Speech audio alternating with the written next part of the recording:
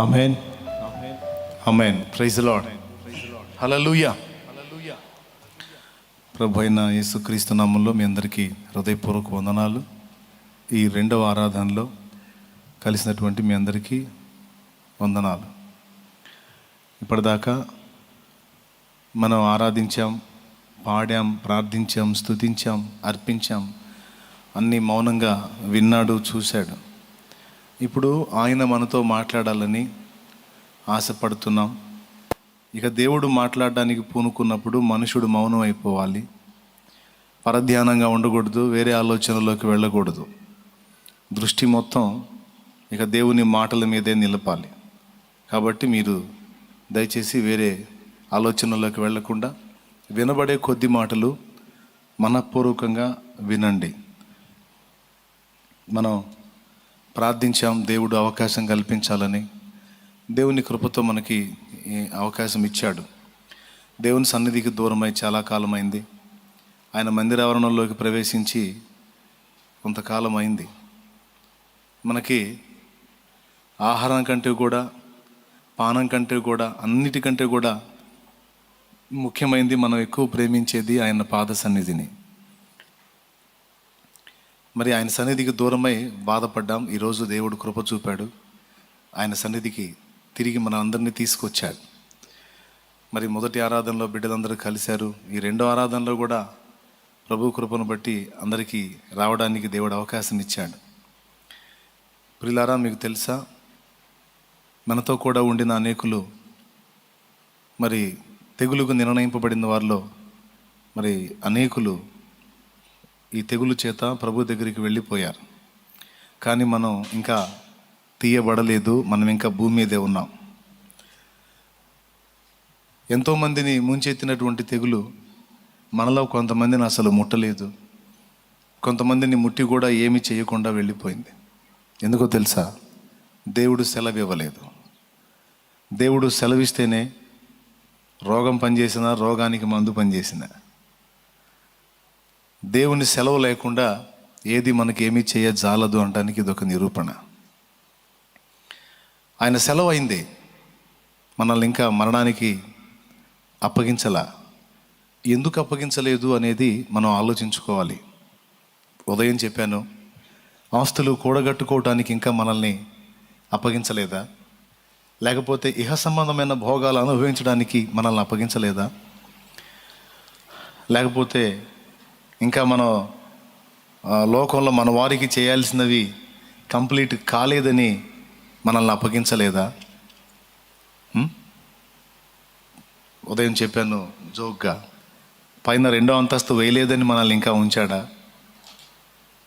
మరో ఎకరం పొలం కొనటానికి ఉంచాడా? పక్క ప్లాట్ కొనటానికి ఉంచాడా? ఎందుకు ఉంచాడు మనల్ని అనేది ఎవరికి వాళ్ళు వేసుకోవాల్సిన ప్రశ్న. నిజంగా లోకాన్ని అనుభవించడానికే ఉంచాడా, లేకపోతే వేరే కారణంతో ఉంచాడా? ఖచ్చితంగా చెప్తాను, లోకాన్ని, లోక భోగాలని ఆర్జించుకోవడానికో అనుభవించుకోవడానికో కాదు. మనకింకా అవకాశం ఇచ్చాడు.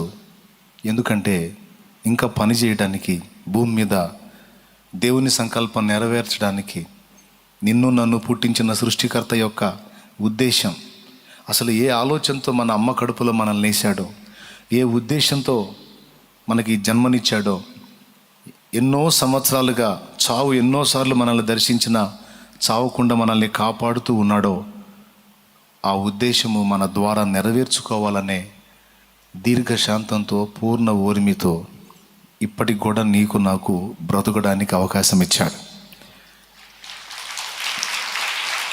కొంతమంది అంటారు, లేదు బ్రదర్, నాకు కొంచెం ఇమ్యూనిటీ పవర్ ఎక్కువ, నీ తాతలు పోయారాడా అని చెప్తాను. నేను ఏమంటాను, నీకు ఇమ్యూనిటీ పవర్ ఎక్కువ, నీకంటే ఎక్కువ ఉన్నవాళ్ళు పోయారు.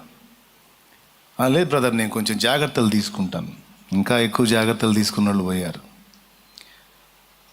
లేదు బ్రదర్, నేను అందరిలాగా అందరితో కలిసి ఉండను, నేను ఒక రేంజ్ మెయింటైన్ చేస్తానంటే, అందరికంటే పైన హైలో మెయింటైన్ చేసేవాళ్ళు గొప్ప గొప్ప వ్యక్తులు కూడా పోయారు. నువ్వు ఎట్లా చెప్పుగాక, నువ్వు మూలన కూర్చున్నా సరే దేవుని సెలవు అయితే అది నీకు రాకమానదు, నువ్వు పోకమానవు. ఇంకొక మాట కూడా చెప్తా, పోకుండా ఉన్నాము అంటే ఆయన కృప, అంతే, ఆయన దయ. వచ్చి కూడా తగ్గిందంటే దయ, ఆయనకే స్తోత్రం.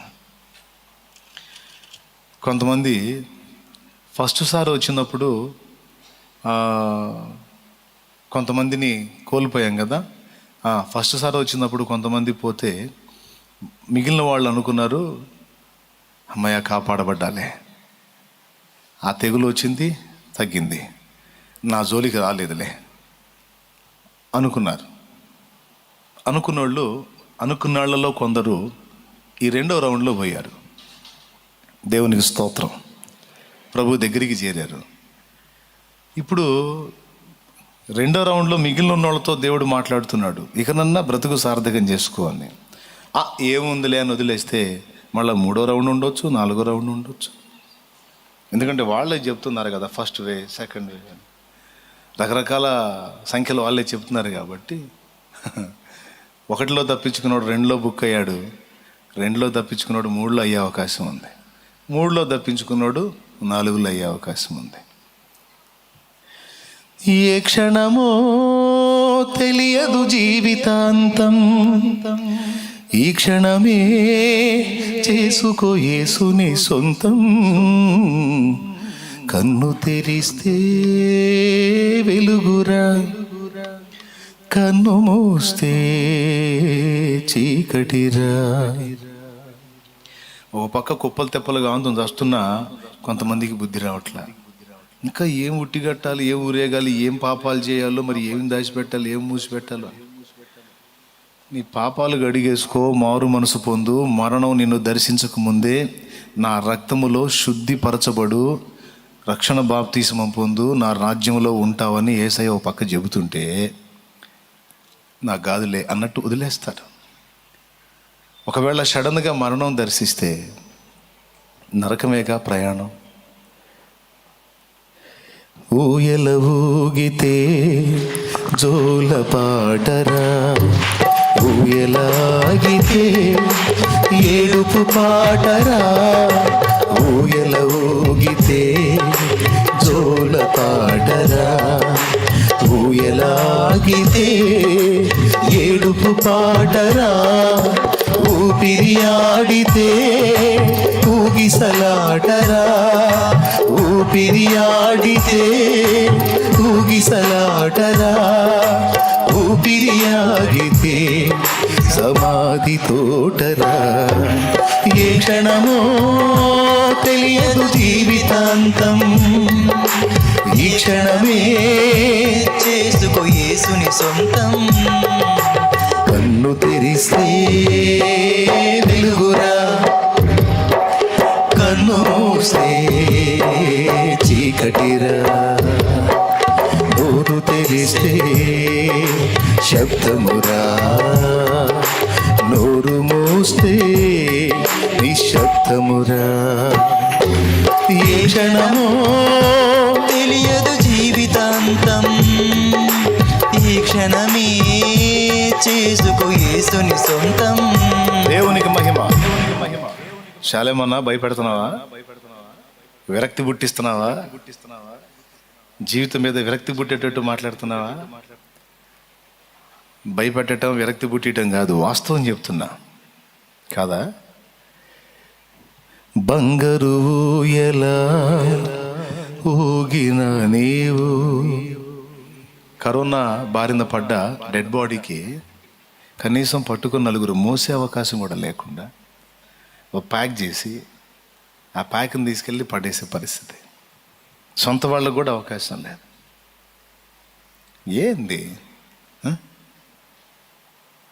కోట్లు కోట్లు కోట్లు గడించిన వాళ్ళు, పేరు ప్రఖ్యాతులు గాంచినోళ్ళు, విస్తారమైన జనబలం, కులబలం, ధనబలం, గుండె బలం, కండబలం, బుద్ధిబలం, జ్ఞానబలం, అన్ని బలాలు ఉన్నోళ్ళు పట్టుకుని క్రమముగా భూస్థాపన చేసే అవకాశం కూడా లేకుండా పారవేయబడ్డారు కాదా?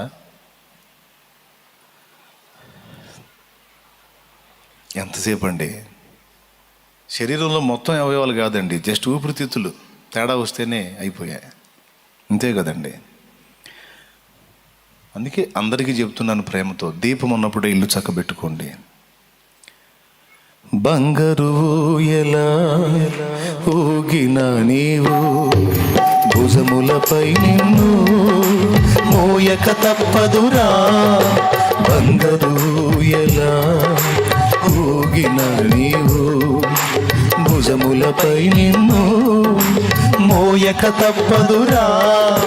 పట్టు పరుపు పైన పొర్లిన నీవు, పట్టు పరుపు పైన పొర్లిన నీవు, మట్టి పరుపులో నిన్ను పెట్టక తప్పదురా.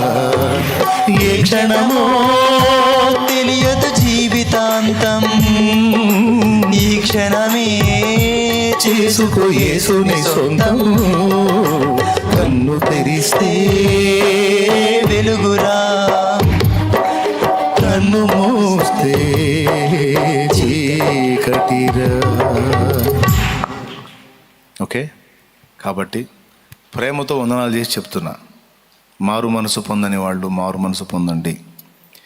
మారు మనసు పొంది కూడా తర్వాత చూద్దాంలే అని బాప్తిస్మాన్ని నిర్లక్ష్యం చేస్తున్న వాళ్ళు పాప క్షమాపణ నిమిత్తమైన బాప్తిస్మం పొందేయండి. బాప్తిస్మం పొంది కూడా లోకార్జన కోసం వెంపర్లాడేవాళ్ళు కాస్త దృష్టి మళ్ళించి దేవుని చిత్తం ఏమిటో తెలుసుకొని దాన్ని నెరవేర్చడానికి కష్టపడండి. ఫ్యామిలీని నడిపించడానికి కష్టపడాలి, పని చేసుకోవాలి, కాదని నేను అనట్లా. కానీ టోటల్ లైఫ్ అంతా అదే అని అనుకోవద్దు. మనం మన కోసం కాదు, దేవుని కోసం, ఇతరుల కోసం. పరోపకారార్థం ఇదం శరీరం అన్నారు. పరో అంటే ఒక అర్థం ఇతరులు, పరులు అని. మరొక అర్థం పెద్దలు చెప్పారు, పరో అంటే దేవుడు అనే అర్థం కూడా వస్తుందట. పరోపకారార్థం ఇదం శరీరం, దేవుని కొరకు, ఇతరుల కొరకు మన జీవితం. ఈ రెండు కాకుండా మన కోసమే మనం బ్రతికితే అది అర్థం లేని బ్రతుకు, వ్యర్థమైపోయిన బ్రతుకు. ఓకే, ఫస్ట్ దేవునికి స్తోత్రం చెల్లించుదాం. మనల్ని కాపాడాడు, బ్రతకనిచ్చాడు. చెల్లించుదామా మనస్ఫూర్తిగా? చెప్పండి, గట్టిగా చెప్పండి. అలాగే కృతజ్ఞతలు చెప్పటమే కాకుండా కృతజ్ఞత కలిగి బ్రతుకుదాం. Okay, right.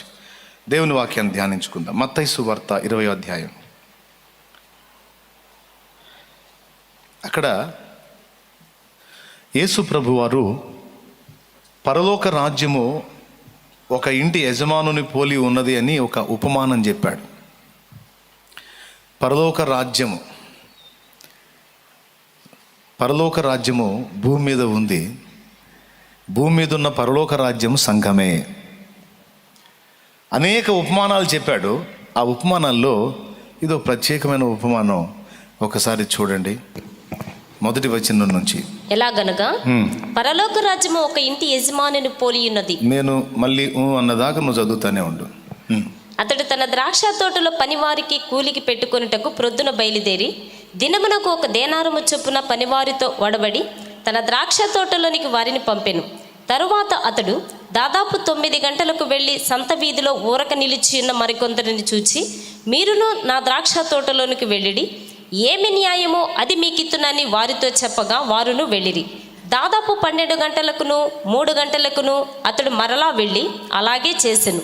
తిరిగి దాదాపు 5 గంటలకు వెళ్ళి మరికొందరు నిలిచి ఉండగా చూచి, ఇక్కడ దినమంతయు మీరెందుకు ఊరకనే నిలిచి ఉన్నారని వారిని అడుగగా వారు ఎవడునూ మమ్మను కూలికి పెట్టుకొనలేదనిరి. అందుకతడు, మీరును నా ద్రాక్ష తోటలోనికి వెళ్ళుడనెను. సాయంకాలమైనప్పుడు ఆ ద్రాక్ష తోట యజమానుడు తన గృహ నిర్వాహకుని చూచి పనివారిని పిలిచి, చివర వచ్చిన వారు మొదలుకొని మొదట వచ్చిన వారు వరకు వారికి కూలి ఇమ్మని చెప్పెను. దాదాపు 5 గంటలకు కూలికి కుదిరిన వారు వచ్చి ఒక్కొక్క దేనారము చొప్పున తీసుకొనిరి. మొదట వారు వచ్చి తమకు ఎక్కువ దొరుకుననుకొనిరి కానీ వారికి ఒక్కొక్క దేనారము చొప్పుననే దొరికెను. వారు అది తీసుకొని చివర వచ్చిన వారు, వీరు 1 గంట మాత్రమే పనిచేసినను పగలంతయు కష్టపడి ఎంత బాధ సహించినా మాతో వారిని సమానము చేసితివే అని ఆ ఇంటి యజమానుని మీద సణుగుకొనిరి. అందుకతడు వారిలో ఒకని చూచి, స్నేహితుడా, నేను నీకు అన్యాయము చేయలేదే? నీవు నా యొద్ద ఒక దేనారమునకు ఒడబడలేదా? నీ సొమ్ము నీవు తీసుకొని పొమ్ము. నీకిచ్చినట్టే కడవడ వచ్చిన వీరికిచ్చుటకును నాకు ఇష్టమైనది. నాకిష్టము వచ్చినట్టు నా సొంత సొమ్ముతో చేయటం న్యాయము కాదా? నేను మంచివాడునైనందున నీకు కడుపు మంటగా ఉన్నదా అని చెప్పెను. ఈ ప్రకారమే కడపటి వారు మొదటి వారగుదురు, మొదటి వారు కడపటి వారగుదురు. దేవునికి స్తోత్రం కలుగును గాక. హల్లెలూయా. గట్టిగా చెప్పాలి. చిన్న మాట ప్రార్థన చేసుకుని ఇక దేవుని ఆత్మ సహాయాన్ని అడుగుదాం. పరిశుద్ధుడు అయిన మా తండ్రి, ప్రేమాస్వరూపిక దేవానికి స్తోత్రాలు. నీ దయాపూర్వక సంకల్పాన్ని బట్టి ఈవేళ మమ్మల్ని సమకూర్చావు. మొదటి ఆరాధనలో బిడ్డలతో మాట్లాడావు. ఈ రెండవ ఆరాధనలో నీ బిడ్డల్ని దర్శించండి, సంధించండి. నాతో మాతో మరొకసారి మాట్లాడండి. మనుష్య మాత్రుడు మాట్లాడితే అది కేవలం నిష్ప్రయోజనం. నీవు మాట్లాడితే మేలు కలుగుతుంది. ఉపదేశాన్ని అడ్డగింపజూసే సైతాను, దురాత్మ, దయ్యపు శక్తుల ప్రభావం, ఆటంకపరిచే శక్తుల ప్రభావం, అల్లరి శక్తుల ప్రభావం నజరేయుడైన యేసు నామములో బంధిస్తున్నాం. దేవా, మీ సన్నిధి మా మధ్య ప్రత్యక్షపరిచి నాతో మాతో మీరు మాట్లాడమని మీ గొప్ప నామానికి మహిమ చెల్లిస్తూ, నీ దాసుడు బలహీనుడు, అల్పజ్ఞుడు, నీ దాసుని దోషములను క్షమించి నీ రక్తముతో కడిగి పరిశుద్ధపరిచి మేమందరం విని బుద్ధి నేర్చుకున్నట్లు సహాయము చేయమని యేసుక్రీస్తు గొప్ప నామమున ప్రార్థించి వేడుచున్నాం తండ్రి. ఆమేన్, ఆమేన్, ఆమేన్, ఆమేన్, ఆమేన్. ఈ స్టోరీలోకి మనం వెళ్ళి దాని గురించి ధ్యానించే ముందు ఒక మాట చెప్పాలి. యేసు ప్రభుని విశ్వసించి ఆయన మార్గంలోనికి ప్రవేశించిన వారు, ఆయన సంఘములో చేర్చబడిన వారు, ఒకసారి స్తోత్రం చెప్పండి. ఆయన సంఘములో చేర్చబడిన వారు ఆయన రాజ్యములోనికి ప్రవేశించిన వారు. పరలోక రాజ్యము, భూమి మీద ఉన్న పరలోక రాజ్యము దేవుని సంఘమని ముందే చెప్పాను. ఒక వ్యక్తి లోకములో నుండి దేవుని సంఘములోనికి చేర్చబడటం మొదటి మెట్టయితే, సంఘములోనికి చేర్చబడిన తరువాత కొన్ని ముఖ్య భాగాల్లోనికి వెళ్ళి బాధ్యతలు నెరవేర్చుట అనేది రెండవ మెట్టు.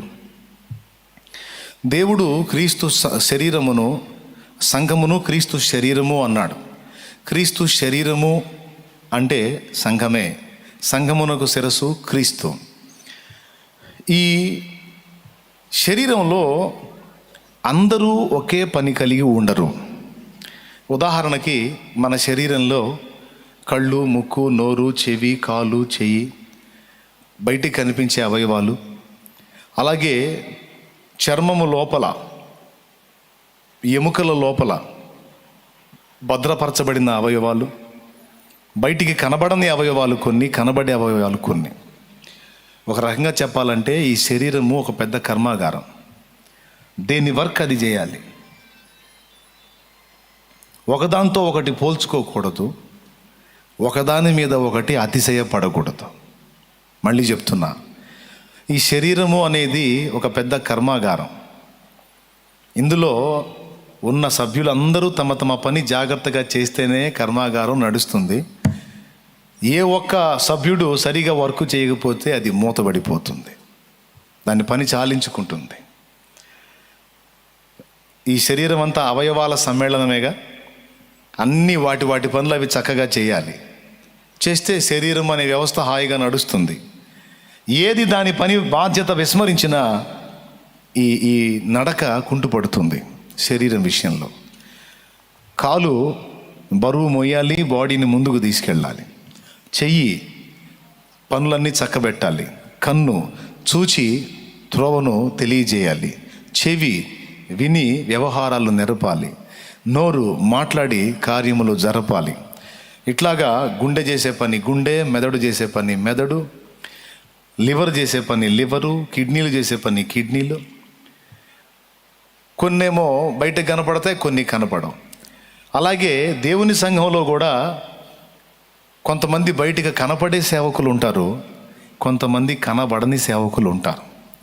మొత్తం మీద దేవుని ఏర్పాటులో, దేవుని పనిలో పిలుపొందుకున్న వాళ్ళందరూ కూడా తమకు దేవుడు అప్పగించిన పనిని గుర్తుపట్టి దాన్ని నమ్మకంగా నెరవేర్చడం ఓ ముఖ్య సంగతి అయి ఉంది.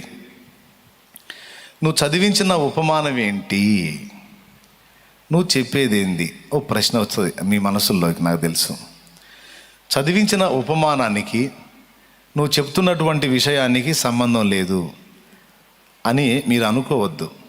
ఖచ్చితంగా ఉంది, చెప్తా అది కూడా. ఇంతకీ నేనేం చెప్పకూడదానంటే, దేవుని సంఘంలో చేర్చబడిన వాళ్ళందరూ ఏ పని లేకుండా ఉండకూడదు. ఖచ్చితంగా ఏదో ఒక పనిలోనికి ప్రవేశించాలి.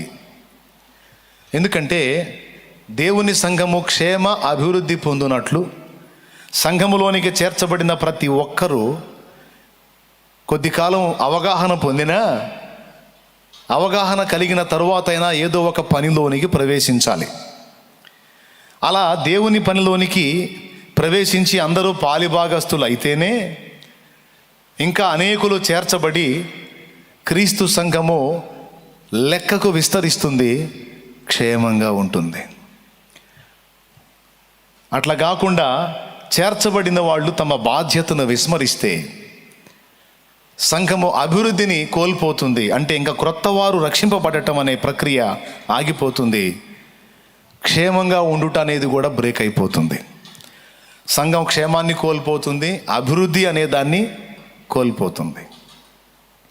ఇప్పుడు మనం నిజమైన దేవుని తెలుసుకున్నాం, రక్షణలోకి వచ్చాం. మన వరకు ఉంటే చాలా, ఇంకా అనేక మంది రావాలని మీరు కోరుకుంటున్నారా? ఎంతమంది కోరుతున్నారో చేయొద్దండి. ఎవడెట సస్తే మనకి ఎందుకనే? మనం మారు మనసు పొందాం, మనం బాప్తీసం పొందాం, ఉంటే స్తోత్రం, పోతే పరలోకం, స్తోత్రం. ఇంకెవడెట్ట పోతే మనకి ఎందుకనే అంటారా? అమ్మో లేదన్నా, అనేకులు రక్షణ పొందాలి, అనేకులు జీవం గల దేవుని తెలుసుకోవాలి, ఆయన రక్తంలో కడగబడాలి. ఎంతమందికి ఆశ ఉంది? అందరూ చేయెత్తారు దాదాపు. నాకు తెలిసి అందరి హృదయవాంఛ అదే.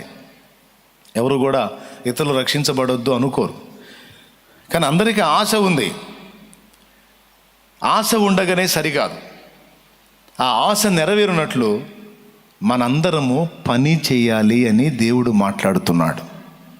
ఏం చేయాలని మాట్లాడుతున్నాడు? భూమి మీద మనం బ్రతకడానికి పని చేస్తున్నాం, దానికి వచ్చే జీతం క్షయమైనది. కానీ దేవుని సంఘములో చేర్చబడ్డాం కనుక దేవుని సంఘములో మనం పనివారం అయితే దానికి వచ్చే జీతం అక్షయమైనది. ఈ భూమి మీద మనం కడుపు నింపుకోవడానికి, మన వాళ్ళ కడుపు నింపడానికి మనం చేసేటువంటి శ్రమ, పని అనేది క్షయమైనది అన్నాను. ఎందుకంటే అది ఇక్కడతోనే క్లోజ్ అవుతుంది. కానీ ఇక్కడ ఉండి దేవుని పనిలో పాలివారమై ఏదో ఒక భాగాన్ని తీసుకొని మన బాధ్యత మనం నెరవేర్చినప్పుడు దానికి వచ్చేటువంటి ఫలం ఏదైతే ఉందో అది నిత్యత్వపు విలువ కలిగింది. దాని జీతం శాశ్వతమైంది. ఇప్పుడు చెప్పండి, ఏ పని మీద మనం ఎక్కువ దృష్టి పెట్టాలి? ఏ పని మీద? ఇక్కడ కడుపు నింపే పని మీదనా? ఇక్కడ ప్రయోజనాన్ని ఇచ్చే పని మీదనా? లేకపోతే శాశ్వత ప్రయోజనాన్ని ఇచ్చే పని మీదనా? కదా. మరి ఎంతమంది దానిలో దృష్టి పెట్టారు? ఎంతమంది దాని మీద మనసు పెట్టారు? ఎంతమంది ఈ పాయింట్ని సీరియస్గా తీసుకున్నారు? నేను దేవుని సంఘములోకి చేర్చబట్టమే కాదు, సంఘము విస్తరించినట్లు, అనేక ఆత్మలు రక్షింపబడినట్లు నేను కూడా ఏదో ఒక పనిలో వాడబడాలి అనే ఆరాటం నిజంగా ఎంతమంది మనసుల్లో ఉంటుంది? నేను చెప్పనా, ప్రతి 100 మందిలో 10 మందో అలాంటి వాళ్ళు ఉంటారు. దాదాపు 90 మందికి అలాంటి బాధ్యత కనబడలేదు. ఒకవేళ అలా 100కి 100 మందికి ఉన్నట్లయితే భారతదేశమే కాదు, టోటల్ ప్రపంచమే ఎప్పుడు రక్షణ పొందేది. టోటల్ ప్రపంచమే, ప్రపంచం మొత్తం కాకపోయినా దేశాలన్నిట, రాష్ట్రాలన్నిట, టోటల్ ప్రపంచం అంతట్లో చాలా భాగం రక్షింపబడి ఉండేది. కానీ అలా జరగట్లేదు. ఏ కొందరో క్రీస్తు శరీరము అనేటువంటి సంఘంలో కొందరో బాధ్యత కలిగి కష్టపడుతున్నారు. కానీ చాలామంది బాధ్యత లేకుండానే తమ మట్టుకు తాము రక్షింపబడ్డాం అన్న తృప్తితోనే బతుకుని గడిపేస్తూ ఉన్నారు. కొంతమంది ఏమో ఇలా తృప్తి చెందుతున్నారు, కొంతమంది ఏమో అసలు ఈ ఆలోచనే లేకుండా యేసు ప్రభు దగ్గరికి వచ్చాం, మనకేంది ఇంకా ఏం పని కాలేదు, యేసు ప్రభు దగ్గరికి వచ్చాం, మనకేంది ఇంకా ఏమి అనుకున్నవి జరగలేదు, మారు మనసు పొందాం, బాప్తీసం పొందమన్నాడు అది కూడా పొందాం, ఇంకా ఏంది మనకి ఆశలు తీరలేదు ఏంది అని వెతుక్కునే వాళ్ళు కొంతమంది ఉంటారు. కొంపతీసి మీలో ఎవరన్నా అలాంటి వాళ్ళు ఉన్నారా? అలాగా ఆశించటం తప్పని నేను అనట్లా, సమస్యల నుంచి విడుదల పొందగోరడం తప్పని నేను అనట్లా, తప్పకుండా తీరుస్తాడు. కేవలం సమస్యల పరిష్కారం కోసం నువ్వు యేసు దగ్గరకు వస్తే అది తప్పు. యేసునొద్దకు నువ్వు ఎందుకు రావాలి అంటే నిత్య జీవాన్ని ఆశించి రావాలి, నిత్య నరకాగ్ని తప్పించుకున్నట్టుకు రావాలి. అంతేకాదు ఆయన నిజ దేవుడని గుర్తెరిగి రావాలి, ఆయన నీ సృష్టికర్తని గ్రహించి రావాలి, ఆయనే నీకు సరైన మార్గాన్ని దిశానిర్దేశాన్ని చేస్తాడని ఎరిగి రావాలి. అంతేగాని మన అవసరాలు తీర్చుకునేదానికి ఏమంటే ఏటీఎం సెంటర్కి వెళ్ళినట్టు, ఏదో మన ప్రాబ్లమ్స్ని సాల్వ్ చేసుకోవడానికి ఒక మంచి వ్యక్తి దగ్గరికి పోయినట్టుగా యేసు ప్రభువును ఊహించొద్దు. అవన్నీ చేస్తాడు, అది సెకండ్. రెండవ సంగతి అది. మొదటి సంగతి ఏమిటంటే నిత్య జీవార్థమైన ఫలం ఇస్తాడు ఆయన. పౌలు మహనీయుడు అంటాడు, ఈ లోకములో ఉన్న జీవితం మట్టుకే మనం ఆయన యందు విశ్వాసము గలవారమైతే మనము దౌర్భాగ్యులమై ఉంటామన్నాడు. ఇక్కడి లోకం కాదు, అక్కడి లోకం మనకు ముఖ్యమైనది. కాబట్టి యేసు ప్రభువుని వద్దకు వచ్చిన వాళ్ళు, సంఘములో చేర్చబడ్డ వాళ్ళు వర్కులోకి ప్రవేశించాలి. ఒక మాట చెప్పండి, శరీరములో ఉన్న అవయవాలన్నీ సరిగ్గా పని చేయకపోతే మనం బ్రతకం. సంఘములో చేర్చబడిన ప్రతి వ్యక్తి సరైన బాధ్యత నెరవేర్చకపోతే సంఘము కూడా మృతస్థితికి వెళ్ళిపోతుంది. అంటే ఇప్పుడు బాధ్యత అంటే ఏం బాధ్యత అన్నాయా? కొంతమంది పరిచర్య చేసేవాళ్ళు పరిచర్య చేస్తున్నారు, కొంతమంది ప్రార్థన చేసేవాళ్ళు ప్రార్థన చేస్తున్నారు, నువ్వు ఉంటే వాక్యం చెబుతున్నావు, ఇంకేం చేయాలి? మేము వస్తున్నాం పోతున్నాం, ఇంకేం చేయాలి అనేది ఒక ధర్మ సందేహం. ఇంతకు నేను చెప్పేది మీకు క్లియర్గా అర్థమవుతుందిగా? ఎంతమందికి అర్థమవుతుంది? చేతులు ఎత్తండి. అర్థమవుతుంది అంటే చేయెత్తండి. రైట్, లేకపోతే నా కష్టం అంతగా అర్థమైద్ది. అందుకని అర్థమైంది కదా? ఇప్పుడు గతంలో ఒకసారి చెప్పా, మళ్ళీ చెప్తా. చిలకలూరుపేట పట్టణం ఒక్కటి తీసుకుంటే దాదాపు 1,00,000 ఓట్లకు పైచిలుకు ఉన్న పట్టణం చిలకలూరుపేట పట్టణం. చిలకలూరుపేట పట్టణంలో ఉన్న ఓట్లన్నీ 1,00,000కు పైన ఉన్నాయి. 1,00,000 వేసుకుందాం, ఈ నియోజకవర్గపు ఓట్లు అనుకుందాం, 1,20,000, 1,10,000 అనుకుందాం. టౌన్లో ఎంతమంది ఉంటారు? చిలకలూరుపేట టౌన్లో నియోజకవర్గం మొత్తం కలిపి 1,00,000 లేకపోతే ఓన్లీ టౌన్ వరకు 1,00,000? మొత్తం 2,00,000. నియోజకవర్గం మొత్తం 2,00,000. టౌన్ వరకు చెప్పండి, చెప్తా. మళ్ళీ చుట్టూ పల్లెటూళ్ళు ఆడబడదాం ఆ లెక్కలన్నీ. టౌన్ వరకు తీసుకో. అరే సెల్ ఫోన్లో కొట్టినా వస్తుంది భయ్. చిలకలూరుపేట టౌన్ ఓట్లు 1,00,000, ఈజీగా 1,00,000 ఉంటుంది. 1,00,000 మంది ఉంటారు. 1,00,000 మంది ప్రజలున్న ఊరు చిలకలూరుపేట పట్టణం. ఈ పట్టణంలో ఉన్న చర్చెస్ మొత్తం కలిపి 60 సంఘాలు ఉన్నాయి. ఎన్ని? 1,00,000 ఉన్నాయట ఓట్లు. 1,00,000 ఓట్లు ఉన్నాయంటే దాదాపు ఓటు హక్కు కలిగి ఓటు వేయగలిగేటువంటి స్థాయికి ఎదిగిన వ్యక్తులు 1,00,000 మంది ఉన్నారు. అంటే పిల్లలుగా ఉండి ఇంకా ఓటు హక్కు రాని వాళ్ళు కనీసం సగం ఉండరా? ఈజీగా ఉంటారు. ఆ బ్యాచ్ని కూడా తీసుకుంటే 16 ఏళ్ళోడు ఉంటాడు, 12 ఏళ్ళోడు ఉంటాడు, 14 ఏళ్ళోడు ఉంటాడు, 18 దాటితే కదా ఓటు హక్కు, 17కు వచ్చినోడు ఉంటాడు వాళ్ళ లెక్కల ప్రకారం. అంటే ఓటు హక్కు రాకుండా ఎదుగుతున్నటువంటి పిల్లల్ని కూడా మనం దృష్టిలో పెట్టుకుంటే ఈజీగా అందులో సగమన్నా ఉంటారని నేను అనుకుంటున్నా. అంటే 1,50,000. ఎంత? 1,50,000. రైట్. పిల్లలతో కలిపి ఏం చెప్పరుగా, జస్ట్ పెద్దోళ్ళే ఓట్లు. అంటే పిల్ల బ్యాచ్ ఒక 50 వేసుకున్న మొత్తం 1,50,000 మంది ప్రజలు ఉన్నటువంటి పట్టణం ఈ పట్టణం. ఇందులో చర్చీలు మొత్తం కలిపి 60 చర్చీలు ఉన్నాయి. 60 మంది దైవజనులు ప్రకటిస్తున్నారు, సేవ చేస్తున్నారు. ఈ 60 చర్చీలలో ఏ 4-5 చర్చీల్లో కొద్దిగా ఎక్కువ మంది ఆత్మల్ని కలిగి ఉన్నాయి. ఇక మిగిలిన చర్చీలన్నీ చాలా తక్కువ మంది ఆత్మల్ని కలిగి ఉన్నాయి. ఉదాహరణకి లెక్కేద్దాం. తండ్రి సన్నిధి తీసుకుందాం. తండ్రి సన్నిధి ఒక 20 వేద్దామా, 30 వేద్దామా? ఎందుకు లేదు, తగ్గిద్దాం, ఒక 20,000 వేద్దాం. ఓకే, ఒక 20,000. ఇక మిగిలిన సంఘాలు నాకు తెలిసి 1000 మంది ప్రజలు గ్యాదర్ అయ్యే సంఘాలు 1-2 ఉన్నాయి. ఇదిగాక సరే, ఒక 5 సంఘాలు, ఒక 5,000 వేద్దాం.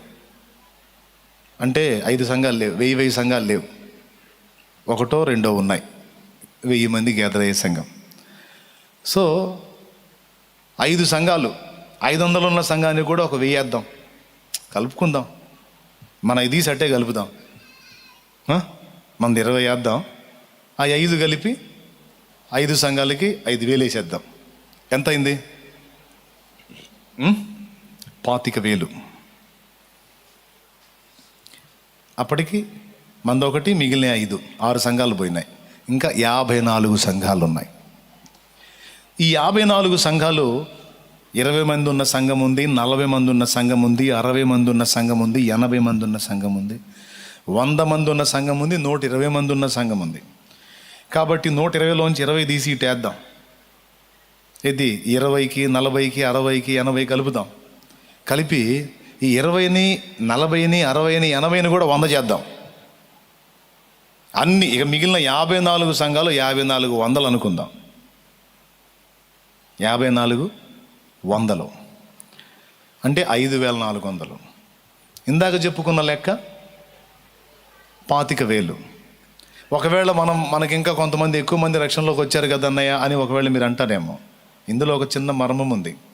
ఎందుకు కావాలని కుదించానంటే ఇంకా తక్కువే వేయాలి మన సంఘంకి వచ్చేటప్పటికి. ఎందుకంటే ఓన్లీ టౌన్ ప్రజలు మాత్రమే కాదు, చుట్టుపక్కల వాళ్ళు ఎక్కువ గ్యాదర్ అవుతారు.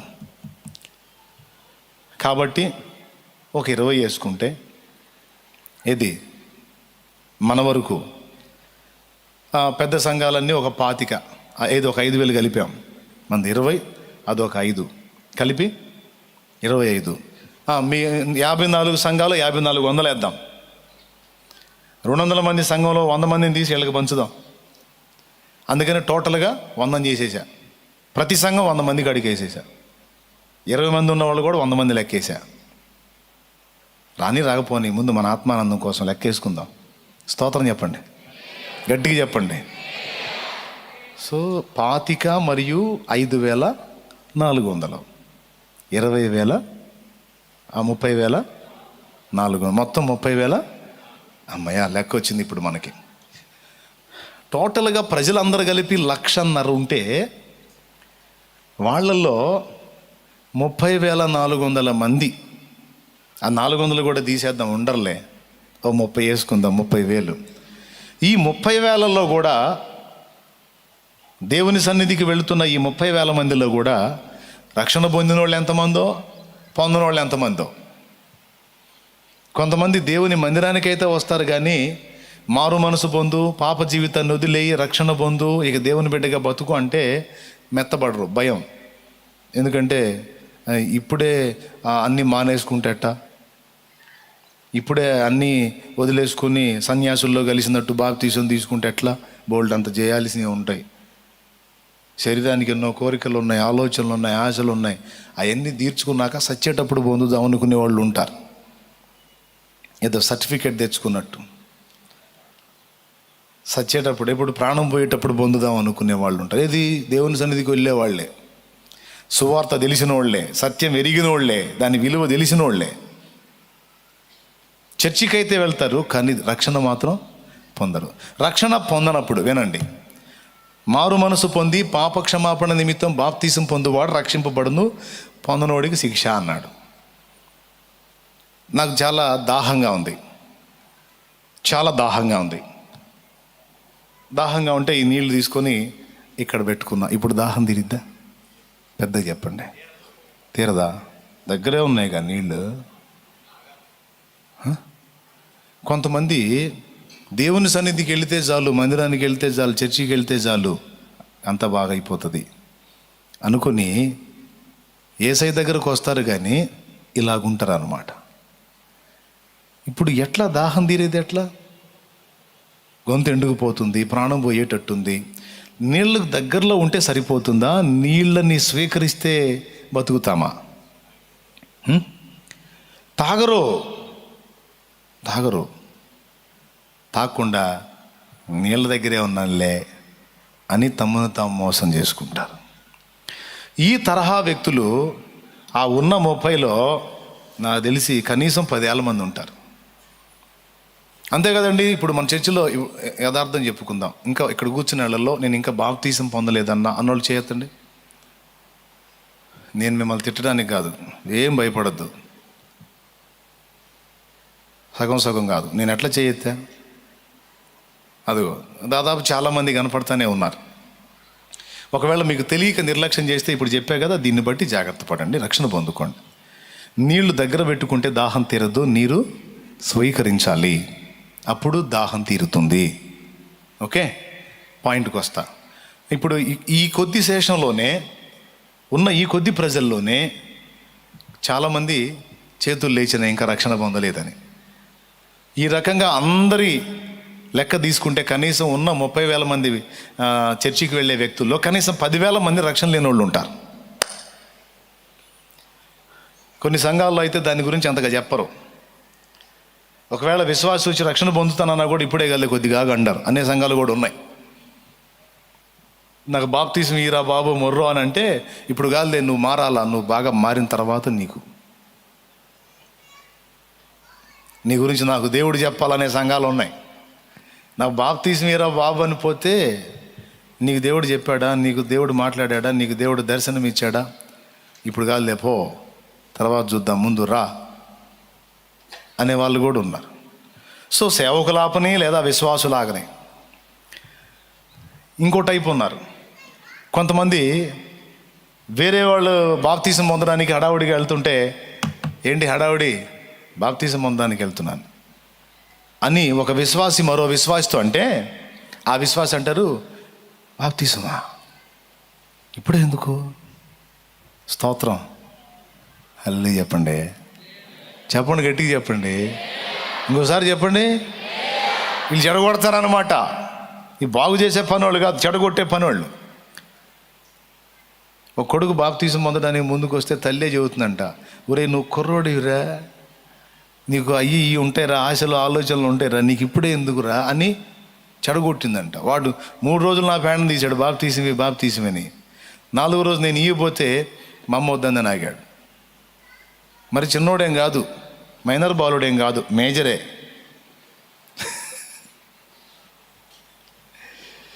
చెడగొట్టేవాళ్ళు ఉన్నారు. కాబట్టి టోటల్గా ఓ 10,000 మందిని పక్కన పెడితే ఒక 20,000 మంది ఆత్మలే రక్షింపబడినట్లుగా కనపడుతుంది. మిగతా 10,000 మంది చర్చికి అయితే వస్తూ ఉన్నారు కానీ రక్షణ పొందలేదు. సరే, వాళ్ళను కూడా పొందారు అనుకుని లెక్కలు వేసుకుందాం. 30,000, 1,50,000లో 30,000 ఎంత? ఆ 50లో 30 తీసేస్తే 1,20,000. ఏమయ్యా అంటే ఇంకా ఎంతమంది ప్రజలు నాశనానికి పోతున్నారో, నరకాగ్నికి పోతున్నారో, నశించిపోతున్నారో ఆలోచన చేయాలి కదా. సేవ చిలకలూరుపేట పట్టణంలో నాకు తెలిసి 100 సంవత్సరాల నుండి జరుగుతుంది. చిలకలూరుపేటలో మొట్టమొదట కట్టబడిన చర్చి ఒకటి ఉంది. ఆ చర్చి దగ్గర, ఆ చర్చి గోడ మీద ఉన్న పలక మీద డేట్ చూశాను. ఆ డేట్ ప్రకారం దాదాపు 100 సంవత్సరాల క్రితం కట్టబడింది ఆ మందిరం. అంటే 100 ఏళ్ల క్రితమే ఇక్కడ పరిచర్య ప్రారంభమైతే ఒక చిలకలూరుపేట స్టోరీయే నేను చెప్పుకుంటున్నా. 100 సంవత్సరాల పరిచర్యలో పట్టుమని 30,000 ఆత్మలు కూడా పట్టబడలేదు. ఇంకా 1,00,000కు పైచిలుకు ఆత్మలు నరకం వైపే ప్రయాణమైపోతున్నాయి. ఎందుకని? సరే, ఒక లెక్కేద్దాం. మన బాధ్యత ఎలా నెరవేర్చగలం అనేది. ఇప్పుడు ఉదాహరణకి మన మందిరం ఉంది. ఒక 20,000 ఆత్మలని చెప్పుకున్నాక సంవత్సరం మొత్తం కష్టపడి ప్రార్థన చేస్తావో, సాక్ష్యం ఇస్తావో, దేవుని ప్రేమ చూపిస్తావో, సువార్త ప్రకటిస్తావో, ఎట్లా కష్టపడతావో, సంవత్సరం అంతా కష్టపడి ఒక ఆత్మని రక్షించగలిగితే నెక్స్ట్ ఇయర్కి ఎంతమంది లైన్లో ఉంటారండి? ఉన్న 20,000 మంది ఒక్కొక్కరు ఒక్కొక్క ఆత్మను రక్షణలో నడిపించగలిగితే మరో సంవత్సరానికి 40. ఓకేనా? ఇది మన సంఘం వరికి మాత్రమే చెప్తున్నాను నేను. ఓకే, లేదు 25,000 అనుకుందాం. 30,000 దాకా ఇచ్చామని రక్షణలో దేవుని కృపతో. ఆయన ఒక 5,000 తగ్గించుకుందాం, 10,000 తగ్గించుకుందాం, ఇబ్బంది ఏం లేదు. గోరంతల్ని కొండంతలు చేసి చెప్పడం కన్నా కొంచెం తగ్గించుకుంటే తప్పేం లేదు. లేని వాటిని ఎచ్చులుగా చెప్పుకోవటం ఎందుకు అనవసరంగా ఓవర్ యాక్షను? నాకు ఇష్టం లేదు, నేను చెప్పను. అటు ఉన్నదే చెప్తున్నాను. ఒక 20 వేసుకుంటే 20,000 మందిలో ఒక్కొక్కరు ఒక్కొక్క ఆత్మ కోసం కష్టపడి సంవత్సరం అంతా ప్రయాసపడి ఒక్క ఆత్మను సంపాదించగలిగితే మరుసటి సంవత్సరానికి 40,000 ఆత్మలు. ఆ 40,000 ఆత్మలు సంవత్సరం అంతా కష్టపడి ఒక్కొక్కరు ఒక్కొక్క ఆత్మను సంపాదిస్తే రెండవ సంవత్సరానికి 80,000 ఆత్మలు. ఈ 80,000 ఆత్మలు సంవత్సరం అంతా కష్టపడి ఒక్కొక్కరు ఒక్కొక్క ఆత్మని సంపాదించగలిగితే మూడో సంవత్సరానికి ఇక రక్షణలో నడిపించడానికి టౌన్లో ఆత్మలు ఉండవు. ఎందుకంటే ఉన్నదంతా 1,50,000 కదా. మరి 80,000 మంది కలిసి మళ్ళీ ఆత్మల్ని రక్షించడానికి ఒక్కొక్కరు ఒక్కొక్క ఆత్మ కోసం కష్టపడితే 1,60,000 ఆత్మలు రావాలి. 67 ఉన్నాయి. అంటే టోటల్గా అందరూ తమ తమ బాధ్యతను వాస్తవంగా గుర్తుపట్టి ఒక్కొక్కరు ఒక్కొక్క ఆత్మను రక్షించడానికి ప్రయాసపడితే ఓన్లీ 3 ఇయర్స్లో 3 సంవత్సరాల్లో ఓన్లీ ఈ ఒక్క పరిచర్య ద్వారానే పట్టణమే పట్టబడుతుంది. నరకాగ్ని నుంచి విడుదల పొందుతుంది. కానీ మనం పరిశీలించి చూస్తే నిజంగా అది జరుగుతుందా? అంటే క్రీస్తు సంఘము, దేవుని సంఘము అనే ఈ బాడీలో సెల్స్ అంటే ఏంటండి? కణజాలాన్ని సెల్స్ అంటారు. డెడ్ సెల్స్ అంటారు. ఐడియా ఉందా? అంటే మృత కణాలు జీవించుచున్నట్టే కనబడతాయి, కానీ మృత స్థితిలో ఉన్న కణజాలం చాలా ఉన్నట్టన్నమాట. క్రీస్తు శరీరము సంఘములో ఎందుకు మృత కణాలు అని నేను అన్నానంటే, కొన్ని అవయవాలు పనిచేయటం మానేసినాయి, కణజాలం కూడా కొంత దెబ్బతిన్నట్టుగా అయిపోయింది. ఎందుకంటే విస్తరణ అనేది లేదు. ఎక్కడ వేసావు గొంగళి అంటే అక్కడే ఉంది. చెట్టు బతికుంది అంటే కొమ్మలు అనగొమ్మలేసి ఈ సంవత్సరం చూసి మళ్ళీ సంవత్సరం చూసేసరికి శాఖోపశాఖలుగా విస్తరిస్తుంది. మరి చాలా సంఘాలు మనం గమనిస్తే సంవత్సరాలు గడిచిపోతున్నాయి, కానీ ఎంత సంఖ్య ఉన్నారో ఆత్మలు అంతే సంఖ్యలో ఆగిపోయారు. అనేక జీవితాలు నరకం నుంచి కాపాడబడలేదు. అనేక జీవితాలు నరకాగ్నికే వెళ్ళిపోతున్నాయి. ఎందుకని అంటే సంఘములో చేర్చబడ్డ వాళ్ళలో చాలామంది తమ కర్తవ్యాన్ని నెరవేర్చట్లేదు. నేను మారు మనసు పొంది రక్షణ పొందటమే కాదు, రక్షణ లేని ప్రజల్ని రక్షించాలి, వారి రక్షణ కొరకు నేను పాటుపడాలి, ఏ విధంగా అవకాశం ఉంటే ఆ విధంగా నా వంతు నేను కృషి చేయాలి అనే ఆలోచన రక్షణలోనికి వచ్చిన అందరికీ లేదు. అలా ఎందుకు లేదు అంటే వాళ్ళ గర్వమనో నిర్లక్ష్యమనో నేను అనలే, కానీ సైతాను అనేవాడు ఆ పాయింట్ని మనోళ్ళు సీరియస్గా ఆలోచించకుండా మాయపొరలుగా అమ్మేశాడు. అయితే సంతోషకరమైన విషయం ఏంటంటే అందరికీ అట్లా కమ్మల, కొందరు యాక్టివ్గా ఉన్నారు. ఇక్కడ ఉన్నాళ్ళల్లో అన్న నేను దేవునిలోకి వచ్చినాక కొంతమందిని రక్షించాను అని చెప్పగలిగే వాళ్ళు చేతులు ఎత్తండి. కొంతమందిని నేను ప్రార్థించడం ద్వారా, సువార్త ప్రకటించడం ద్వారా, నా సాక్ష్యం ద్వారా రక్షించగలిగానన్న వాళ్ళు సరిగా చేయెత్తాల. అదిగో చాలామంది చేతులు ఎత్తారు. వీళ్ళు మృత స్థితిలో లేరు. దేవుని సన్నిధికి వచ్చి తమ కర్తవ్యాన్ని గుర్తుపట్టి పనిలోనికి ప్రవేశించి జీవితాలను ప్రభావితం చేసి సాతాను కోరల్లో నుండి, నరకపు అంచుల్లో నుండి ఆత్మల్ని బయటికి తీసుకొని రావడానికి కృషి చేశారు. Praise the Lord. చెప్దాం గట్టిగా. ఈ లైవ్లో చూసే వాళ్ళ సంగతి కూడా మీ గురించి మీరు ఆలోచించుకోండి. మీరు ఒక మృతకణం లాగున్నారా, మృత స్థితిలో ఉన్నారా, లేకపోతే సజీవమైన చెట్టులాగా విస్తరించడానికి ప్రయత్నం చేస్తున్నారా? నేను ఉన్నానండి. నేను మారు మనసు పొంది బాప్తీసం పొంది దేవుని దగ్గరికి వెళ్ళటం మొదలుపెట్టినాక నా బతుకు నేను చెప్తున్నా. నా కర్తవ్యం నాకు అర్థమైంది, నేనేం చేయాలో నాకు తెలిసింది. నశించిపోతున్న ఆత్మల్ని నా ముందుకు దేవుడు నా దృష్టిలో తీసుకొస్తున్నాడు. వాళ్ళ రక్షణ కోసం నేను ప్రయాసపడాలని ఏదో నాకు చేతనైనంత మట్టుకు ఇతరులకు దేవుని గురించి చెప్పి కొన్ని ఆత్మల్ని రక్షణలోకి నడిపించడానికి తిప్పలు పడ్డా. నేను కష్టపడే కొద్దీ దేవుడు నాకు సహాయం చేయటం మొదలుపెట్టాడు. నేను ఆత్మల భారంతో ప్రయాసపడి శ్రమపడి తిప్పలు పడే కొద్దీ దేవుడు నాకు సహాయం చేసి అనేక ఆత్మలను ఇస్తూ వచ్చి ఈరోజు ఎన్నో ఆత్మలను రక్షణలోకి నడిపించడానికి అవకాశం ఇచ్చాడు దేవుడు. ఆయనకే మహిమ, ఘనత, ప్రభావం. ఒకవేళ దేవుణ్ణి ఎరిగిన నేను, రక్షణ పొందిన నేను మీలో కొందరి వలె జస్ట్ నా అవసరాల కోసం, నా అక్కరల కోసం, అద్భుతాల కోసం, నా రక్షణ కోసం మాత్రం యేసును వాడుకుంటూ ఏదో నా జేబులో ఉండే చిల్లర అప్పుడప్పుడు అంత ఆ హుండీలో వేస్తూ అంతవరకు నేను ఆగిపోతే మరి ఎన్నో జీవితాలని మనం కోల్పోయి ఉండేవాళ్ళం కదా. ఏమంటారు బ్రదర్? అవునా? అందరిలాగా నాకెందుకులే అని నేను కూడా ఒక డెడ్ సెల్ లాగా నాకెందుకులే అనుకొని నేను నా కర్తవ్యాన్ని విస్మరిస్తే, నా బాధ్యతను నిర్లక్ష్యం చేస్తే మీలో కొందరిలాగా చాలామంది రక్షణ నేను చూసేవాడిని కాదు కదా. అలా ఉండటం రైట్ కాదని నాకు అర్థమైంది. ఎందుకంటే బాధ్యత లేకుండా ఉండటానికి, కర్తవ్యం తెలుసుకోకుండా ఉండటానికి నేను చచ్చిన స్థితిలో లేను. ఆయన నన్ను సజీవునిగా నిలిపాడు. సైతాను నా దృష్టిని మలచాలని ట్రై చేశాడు.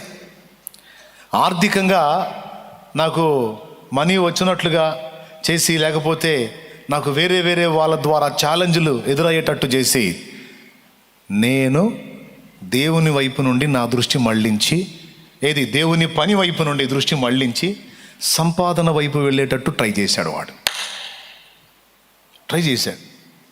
కానీ దేవుడు జోక్యం చేసుకొని అటు పోనీలా, ఆయన తన వైపు తిప్పాడు. అది నాకు చాలా మేలైంది. ఈరోజు ఇక్కడ కూర్చున్న వాళ్ళల్లో ఎంతమంది మీ కర్తవ్యాన్ని గుర్తుపట్టారు? జస్ట్ యేసు ప్రభుని ఆర్థిక అవసరాలకి, అద్భుతాలకి, సమస్యలకు పరిష్కార మార్గంగా, నిత్య జీవానికి మార్గంగా జస్ట్ మనం యూజ్ చేసుకొని పక్కనేసేయడమేనా? పక్కన ఎందుకు వేస్తాం? చిల్లర వేస్తున్నాం కదా ఆయనకి. ఏం వేస్తున్నాం? వారం ఏదో ఉన్నదానిలో చిల్లర వేస్తున్నాం కదా. ఏదో తీసుకొని పండగ చేసుకుంటున్నాడు పాపం పేదవాడు.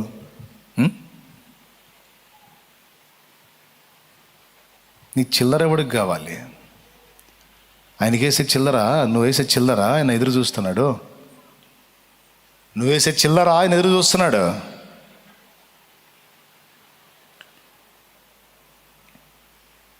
నీకు అవకాశం లేకపోతే నాకు కలిగిన దానిలో నేను ఇది ఇస్తున్నాను అన్నయ్య, సేవ జరుగుతుంది, సేవ జరుగుతున్నప్పుడు సేవ చేసే వాళ్ళకి సహకారిగా నేను ఉండి నేను కష్టపడి నా ప్రయాస ద్వారా వారికి ఆర్థిక సంపత్తిని సమకూర్చి తద్వారా వాళ్ళు వెళ్ళి సేవ చేయడానికి ఇదొక భారం నా హృదయంలో పెట్టుకొని కష్టపడుతున్నాను అన్నయ్య అంటే అది వేరే సంగతి.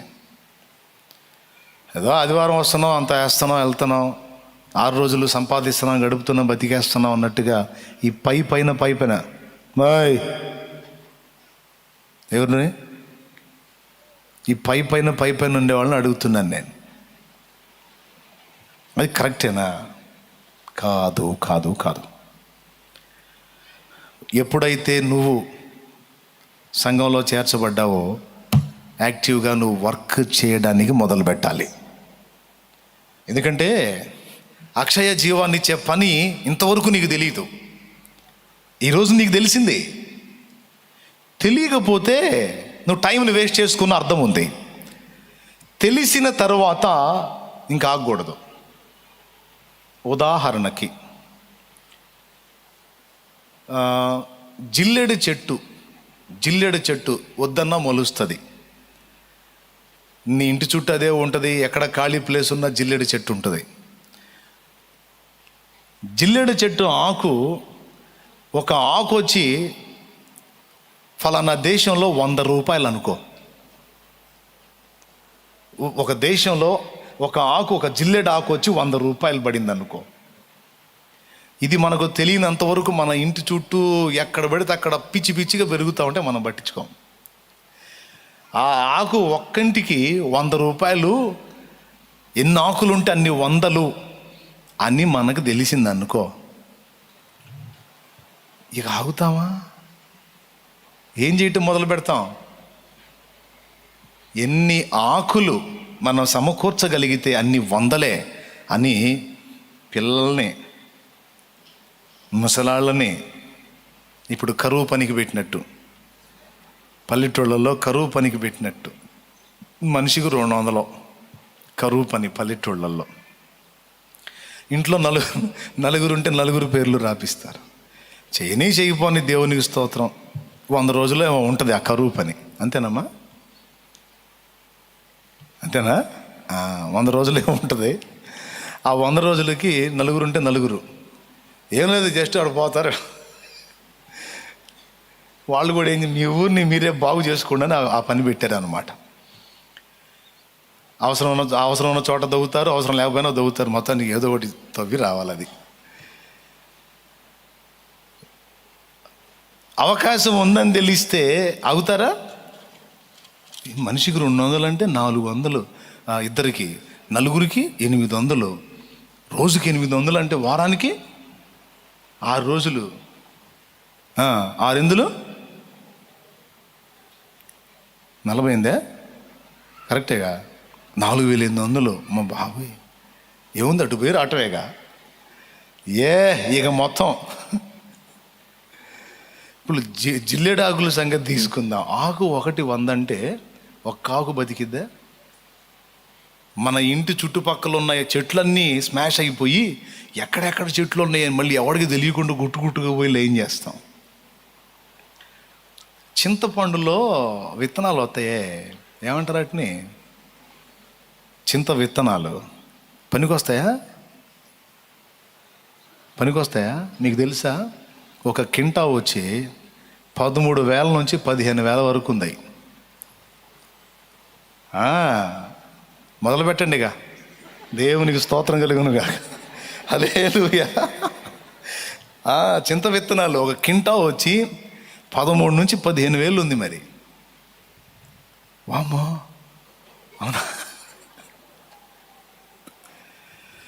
అంటే ఏదైనా ఒక దాన్ని చేస్తే మనకి అద్భుతమైన లాభం ఉంది అంటే ఎగబడతాం, తెగబడతాం, అందరినీ తీసుకెళ్తాం. ఎందుకంటే పైసలు వస్తాయి కదా. వారు ఇక్కడ ఉండే ఈ 4 రోజుల ధనానికి, ఈ 4 రూపాయల డబ్బుకి ఇంత ఇదైతే అసలు దేవుడు నిత్యత్వంలో నీకు ఇవ్వబోతున్న ఆ జీతం అనేది ఎంత అద్భుతమైందంటే 5 దేనారాలు ఒకడికి ఇస్తే 5 దేనారాలకు మళ్ళీ 5 దేనారాలు సంపాదించి యజమానుడికి తిరిగి 10 దేనారాలు ఇస్తే ఒకడు 10 తలాంతులు, దేనారాల్లో తలాంతులు అనుకుందాం, తలాంతులే. ఒక యజమానుడు, అది కూడా యేసయ్య చెప్పిన ఉపమానమే, దేశాంతరం వెళతా పని వాళ్ళని పిలిచి ఒకడికి 5 తలాంతులు, ఒకడికి 2, ఒకడికి 1 ఇచ్చి, నేను వచ్చేటప్పటికి పెట్టుబడిగా పెట్టుకొని ఎంతో కొంత సంపాదించండి రా, ఏం చేయండి, ఎంతో కొంత సంపాదించండి రా అని అప్పచెప్పి పోయాడు. తిరిగి వచ్చాడు కొంతకాలానికి. 5 తలాంతులు తీసుకున్నాడు, 5కి 5 సంపాదించి రెడీగా పెట్టాడు. 2 తలాంతులు ఇచ్చినాడు, 2కు 2 సంపాదించి 4 దగ్గర పెట్టుకున్నాడు. 1 తలాంతే ఇచ్చినవాడు ఆ 1 తలాంతుని పెట్టుబడిగా పెట్టి ఇంకో తలాంతు సంపాదిస్తే బాగుండు. వాడు సంపాదించకుండా గుంట తీసి గుంటలో పెట్టి దాచిపెట్టాడు భద్రంగా. కొంతకాలం తర్వాత యజమానుడు తిరిగి వచ్చాడు. బాగా వినండి. యజమానుడు తిరిగి వచ్చిన తర్వాత 5 తలాంతులు ఇచ్చిన వాడిని అడిగాడు, ఎరా నీకు 5 ఇచ్చాను కదా, ఏమన్నా చేసావంటే, యజమానుడా ఇదిగో ఈ 5కి 5 10 సంపాదించాను అంటే, యజమానుడు ఏమన్నాడో తెలుసా, బా 5కి 5 10 సంపాదించావు, చాలా సంతోషం నాయన అని, ఇదిగో ఈ 1000 రూపాయలు తీసుకో అన్నాడా? ఏమన్నాడో తెలుసా, ఈ కొంచెములో నీవు నమ్మకముగా ఉంటివి గనుక 10 పట్టణముల మీద నిన్ను ఏలికగా నియమిస్తున్నాను అన్నాడు.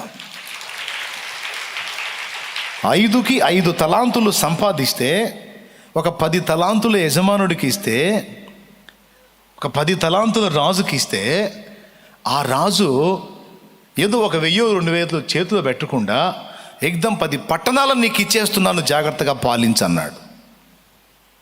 ఏమన్నా ఉందా? పట్టణాలు మనకి ఎందుకులే, ఒక 2 సెంట్ల ప్లాట్ ఉంటే చాలు అనుకుంటాం మనం. స్తోత్రం చెప్పండి తమ్ముడు. పట్టణాలు మనకెందుకులే అన్నీ, ఒక 5 సెంట్లు ప్లాట్ ఉంటే చాలు, ఒక 70-80 గజాలు, ఒక 100 గజాల ప్లాట్ ఉంటే చాలు అనుకుంటాం. కానీ 10 పట్టణాలు ఇచ్చాడు. రేపు ఈరోజు ఇక్కడ మనం దేవుని నామములో పడ్డ ప్రయాసకు ప్రతిఫలంగా రేపు నీకు నాకు మనకు అక్కడ ఏం దాచిపెట్టాడో తెలుసా? నిత్యత్వంలో. ఇది నేను చెప్పేది నిజం. హలో, ఇది నిజం. ఈ భూమి మీద ఉట్టిగట్టి ఊరేగేదే అబద్ధం. నేను చెప్పేది నిజం. ఏది? ఆలోకము. ప్రస్తుతం అదృశ్యంగా ఉండి మరుగునుందే, పునాదులు గల ఆ పట్టణం దేవుడు స్థాపించిన ఆలోకం. అందులో మనకి దేవుడు నియమించబోతున్న ఆధిక్యతలవి.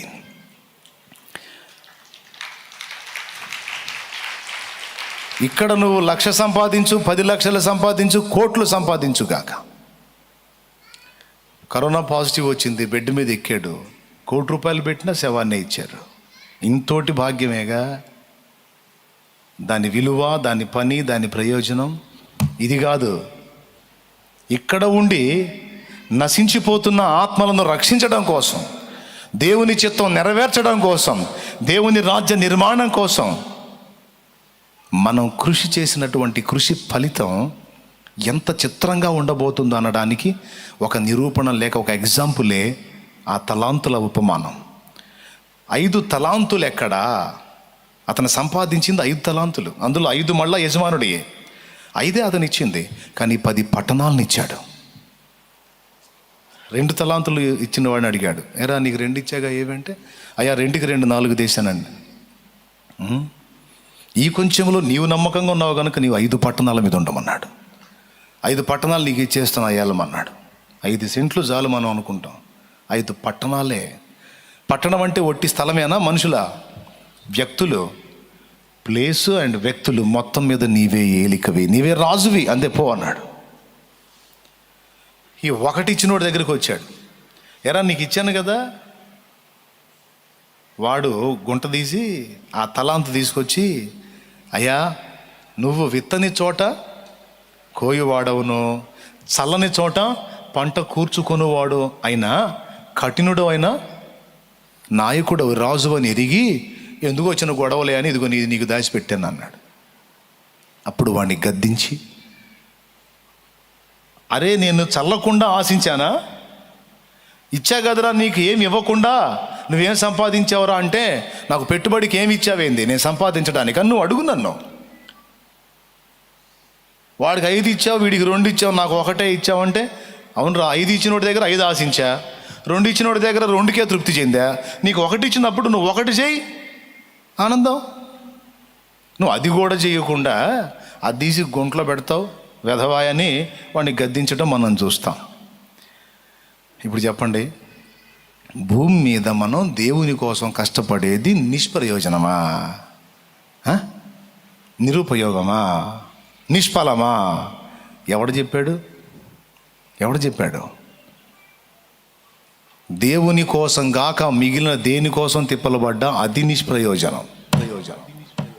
నిజంగా ప్రయోజనం ఏంటంటే దేవుని కోసం మనం చేయునదే ప్రయోజనం. గట్టిగా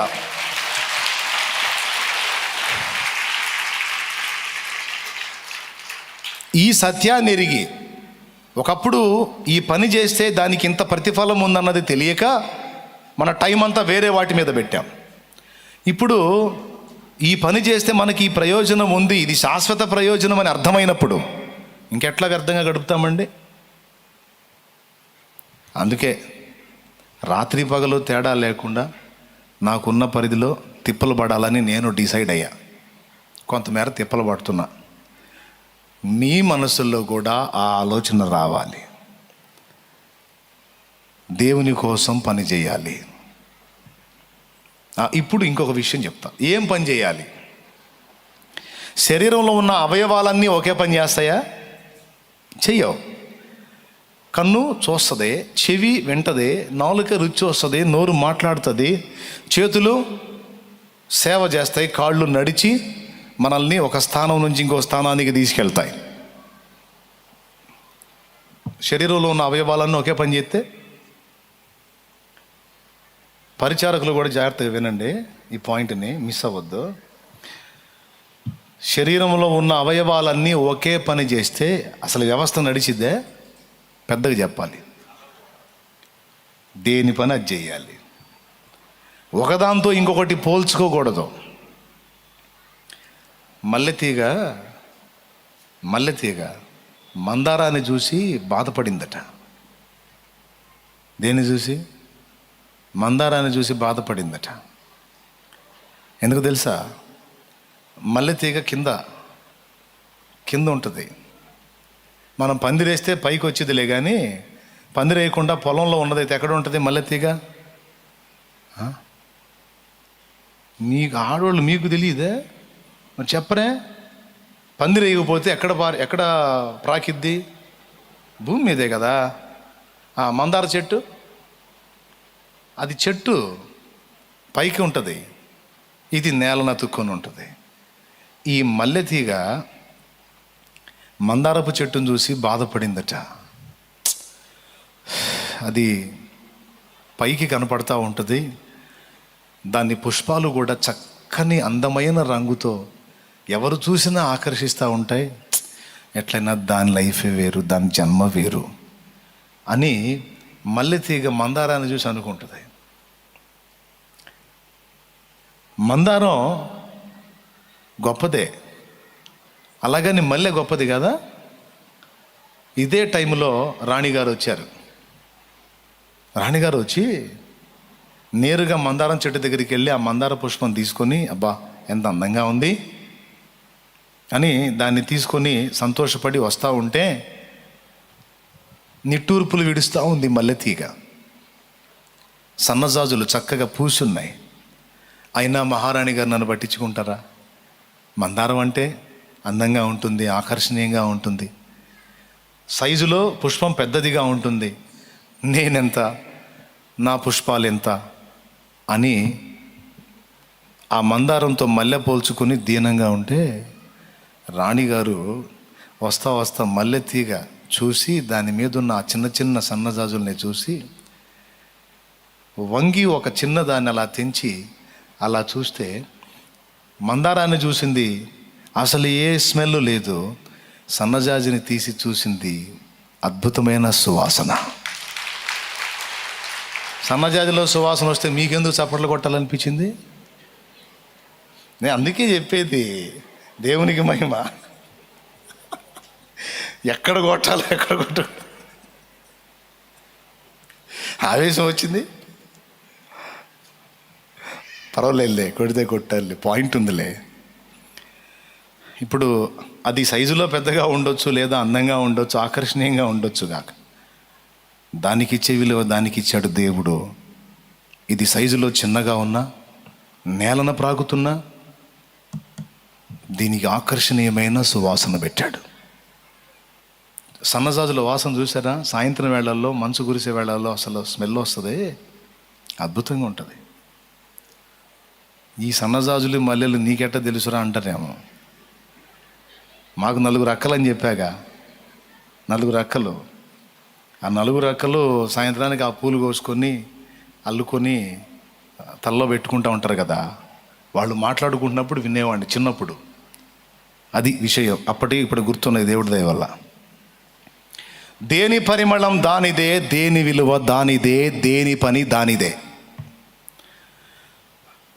మందారంతో పోల్చుకొని సన్నజాజి లేకపోతే మల్లె తీగ కాపు మానదు. సన్నజాజులో మల్లె తీగలో కాపు మానవు. సృష్టికర్త నాకు ఇచ్చిన పరిధిలో నేను పుష్పించాల్సిందే, సువాసన వెదజల్లాల్సిందే. అలాగా లేనంత మాత్రాన, నేను ఇంకోలాగా ఉన్నంత మాత్రాన నేను ఎందుకు ఫీల్ కావాలి? దానికి ఉండే అందం దాంది, నాకుండే అందం నాది. దానికి ఇచ్చే విలువ దాంది, నాకు ఇచ్చే విలువ నాది. సృష్టికర్తకు పక్షపాతము లేదు. ప్రతి దాన్ని దాని ఏర్పాటు చొప్పున ఆయన చేశాడు. దేని విలువ దానిదే. పరిచర్యల్లో కూడా రకాలు ఉన్నాయి.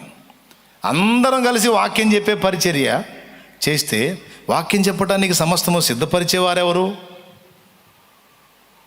అవునా? అందరూ కలిసి వాక్యం చెప్పటమే చేస్తే, వాక్యం చెప్పేటప్పుడు వాక్యం విన్న వాళ్ళ హృదయంలో పరివర్తన కలిగి వాళ్ళ జీవితాలు మారే విధంగా దేవుడు జోక్యము చేసుకున్నట్లు ప్రార్థించేవారెవరు? ఏర్పాటు చేసేవాడు ఒకడు కావాలి, మాట్లాడేవాడు ఒకడు కావాలి, ప్రార్థించేవాడు ఒకడు కావాలి, బయటికి వెళ్ళి సువార్త ప్రకటించేవాడు ఒకడు కావాలి, ప్రేమ చూపేవాడు ఒకడు కావాలి, ఆహారం పెట్టేవాడు ఒకడు కావాలి, ఉపచారం చేసేవాడు ఒకడు కావాలి. ఎవరి పని వాళ్ళు, ఎవరి కర్తవ్యం వాళ్ళు సరిగా నెరవేరిస్తే వ్యవస్థ నడిచిద్ది, పని జరిగిద్ది. నా పాయింట్ ఏంటంటే, దేవుడు ఇచ్చిన కాలంలో ఇప్పటికే చాలా కాలం పోగొట్టుకున్నారు కొంతమంది. కనీసం ఉన్న కాలమైనా సద్వినియోగం చేసుకోవటానికి జాగ్రత్త పడమనే ఈ గోలంతా నేను చెబుతుంది. దేవునికి స్తోత్రం. ఒకసారి అందరు గట్టిగా చెప్పండి, ఒకసారి ఇంకోసారి చెప్పండి. బా, సూపర్గా ఉంది. వయసులో వృద్ధులు ఉంటారు, ఇప్పటికే 60 దాటిన వాళ్ళు అనుకుంటారు, ఇంకేం చేస్తాంలే, చేసే కాలం అంతా పోగొట్టుకున్నాం, ఇంకా ఇంత అయిపోయిందిగా, ఊరు పొమ్మంటుంది, కాడు రమ్మంటుంది, ఇక ఈ టైంలో ఇంకా మనం ఏం చేస్తాంలే అని కొంతమంది అనుకుంటారు. కొంతమంది యవనస్తులు కూడా అనుకుంటారు. కొంతమంది 40 ఏళ్ళోళ్ళు అనుకుంటారు. కొంతమంది 50 ఏళ్ళోళ్ళు అనుకుంటారు. కొంతమంది 60 ఏళ్ళు, 70 ఏళ్ళు, 80 ఏళ్ళు, 30 ఏళ్ళోళ్ళు కూడా అనుకుంటారు. షాలేమన్నలాగా 20 ఏళ్లలో రక్షింపబడ్డట్టయితే, ఈ 10 ఏళ్లలో నేను కూడా సేవ చేసి షాలేమన్నలాగా కొద్దిగా చేసేవాడిని, లేకపోతే ఏ సందలాగా 17 ఏళ్ళకి సేవకు వస్తే, 17 ఏళ్ళకి రక్షణలోకి వచ్చి సేవకు వస్తే ఈ టైంకి చాలా సేవ చేసి ఉండేవాడిని, ఇంకేముందిలే ఎప్పటికే 30 వచ్చేసి నీకు ఇంకేం చేస్తాంలే మనం, ఇంక మన వల్ల ఏమైద్ది లేక అంత అయిపోయిందిగా, సంసార సాగరంలో పడ్డాంగా, ఏడేదో మాకు సంసార సాగరం లేనట్టు. దేవునికి స్తోత్రం కలుగునుగాక. హల్లెలూయా. బాబు, ఎవరికి ఉండే వాళ్ళకు ఉన్నాయి. కాకపోతే ఏం చెప్తున్నాడు దేవుడు అంటే, ఇందాక స్టార్టింగ్ ఒక ఎగ్జాంపుల్ చదివించాను చూడండి, ఉపమానం. యజమానుడు బయలుదేరి తన ద్రాక్ష తోటలో పని చేయటానికి కూలీలను తెచ్చుకోవడానికి వెళ్ళాడు. కూలీలుండే కూడలికి పొద్దునే పోయాడు. 6-7 కొంతమందిని తెచ్చి పొలంలో పనిచేయండి అబ్బాయి అన్నాడు. తర్వాత ఎన్నింటికి పోయాడమ్మా? 9 పోయాడు. అట్లా మొత్తం 5 మార్లు పోయాడు. ఎన్నిసార్లు పోయాడమ్మా? 5 మార్లు పోయాడు. టైం చెప్తావా? నేను చెప్పనంటావా? మైకి తీసుకొని చెప్పు. ఫస్ట్ సారి ఎన్నింటికి పోయాడు? ప్రొద్దున్నే పోయాడు. తర్వాత 9 గంటలకు ఒకసారి వెళ్ళాడు. రైట్. 12 గంటలకు ఒకసారి వెళ్ళాడు. రైట్. 3 గంటలకు ఒకసారి వెళ్ళాడు. తర్వాత 5 గంటలకు. పనిలోకి ప్రారంభమయ్యేది ఎన్నింటికి? 7 అనుకుందాం. వదిలేది ఎప్పుడు మనల్ని? సాయంత్రం 6 గంటలకి. ఇంకా తర్వాత పని చాలించటం, ఇంకా చేసేది ఏం లేదు, ఎందుకంటే చీకటి పడిపోతుంది, ఏం కనపడదు. రైట్. ఈ 5 సార్లు ఆయన వెళ్ళి మనుషుల్ని తీసుకొని రావటం అనేది మనిషి జీవితంలోని 5 ఘట్టాలు లేక 5 కాలాలతో పోల్చవచ్చు. 5 కాలాలు ఎక్కడ ఉన్నాయన్న? మొత్తం 4 కాలాలే కదా. బాల్యం, యవ్వనం, కౌమారం, వృద్ధాప్యం, 4 దశలు. బాల్యకాలం 1, ఆరంభం అన్నమాట. యవ్వన కాలం 1, ఇది 12 గంటలు నేను చెప్పొచ్చు. కౌమార దశ, లేకపోతే ఇక పిల్లలు మధ్య ఏజ్ అన్నట్టు 3 గంటలని చెప్పొచ్చు.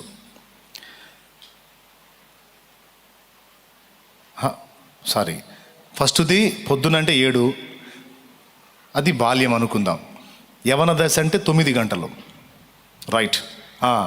మిడిల్ ఏజ్ 12 గంటలు. తర్వాత వృద్ధాప్యం 3 గంటలు.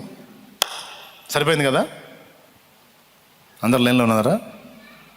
ఎన్నేళ్ళు? పెద్దగా. రైట్, సూపర్గా ఉన్నారు.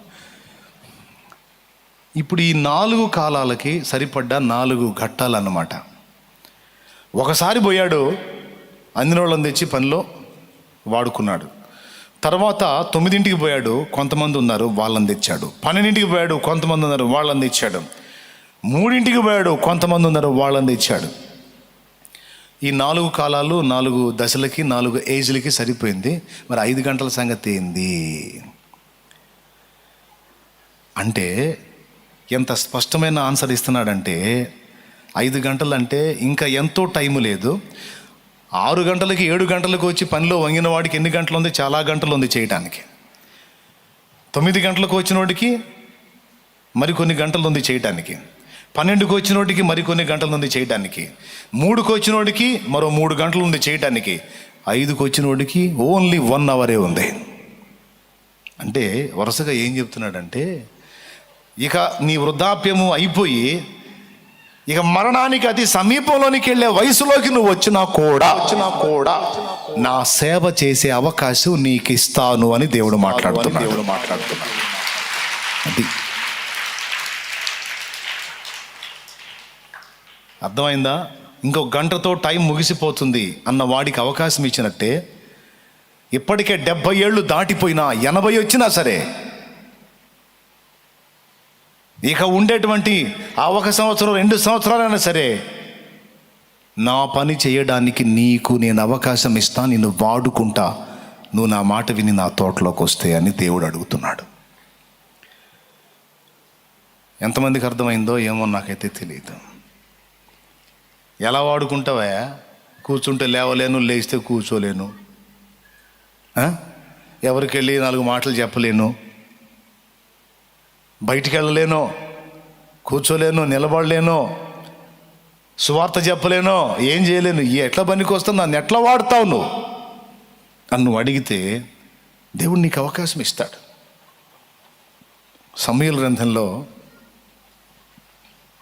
దావీదు రాజు అంటాడు కదా, యుద్ధములో పోరాడిన వారికి ఎంతో, సామాన్ల దగ్గర కాపలా ఉన్నవాడికి కూడా అంతే. స్తోత్రం చెప్పండి, గట్టిగా చెప్పండి. యుద్ధంలోకి వెళ్ళి పోరాడేవానికి ఎంతో, సామాన్ల దగ్గర కాపలా ఉండేవాడికి కూడా అంతే. ఇంకా చెప్పాలంటే, యుద్ధంలో పోరాడే వారి కంటే కూడా సామాగ్రి దగ్గర కాపలా ఉండేవాడికి ఎక్కువ బాధ్యత ఉంది. వీడిది సాహసమే. అక్కడేమో వాళ్ళు ప్రత్యర్థులతో తలపడతారు, ఇక్కడ మరి వీడు ఒట్టి సామాన్ దగ్గర కూర్చోవటమేగా. అంటే ఏమో ఇక్కడికి వచ్చి వీళ్ళని చంపి సామాన్లు తీసుకొని పోరాని గ్యారెంటీ ఏంటి? అప్పుడు వీడిది కూడా ప్రాణత్యాగంతో సమానమేగా. హలో, అవునా? కాబట్టి యుద్ధంలో పోరాడేవాడు ఎంతో, సామాన్ దగ్గర కూర్చున్నవాడు అంతే. అంటే ఇద్దరు ఈక్వల్ ఎలా అవుతారు? వాడు ప్రాణానికి తెగించి పోరాడుతున్నాడండి, అంటే వీడు కూడా ప్రాణానికి తెగించి కాపలా కాస్తున్నాడండి. ఈ కాపలా వాళ్ళనే ప్రార్థనా పరులు అంటారు. ఏమంటారు? ప్రార్థనా పరులు అంటారు. నిండు వృద్ధాప్యం వచ్చింది, ఎటు వెళ్ళలేని పరిస్థితి వచ్చింది, ఏం చేయగలను అంటే దేవుని పని చేసే వాళ్ళని కాపాడుకునే సేవ చేయొచ్చు. ఆశ నీ గుండెల్లో ఉండాలే కానీ వాడుకోవటానికి, నీకు దారి చూపించడానికి నా దేవుడు ఎల్లప్పుడూ సిద్ధం. నువ్వు ఒక ప్రాంతానికి మిషనరీగా వెళ్ళి సువార్త ప్రకటిస్తావా, లేకపోతే నీ ఇరుగు పొరుగుల్ని ప్రభావితం చేసే ఒక సామాన్య సువార్థికుని పనిచేస్తావా, సువార్థికురాల్లాగా వాడబడతావా?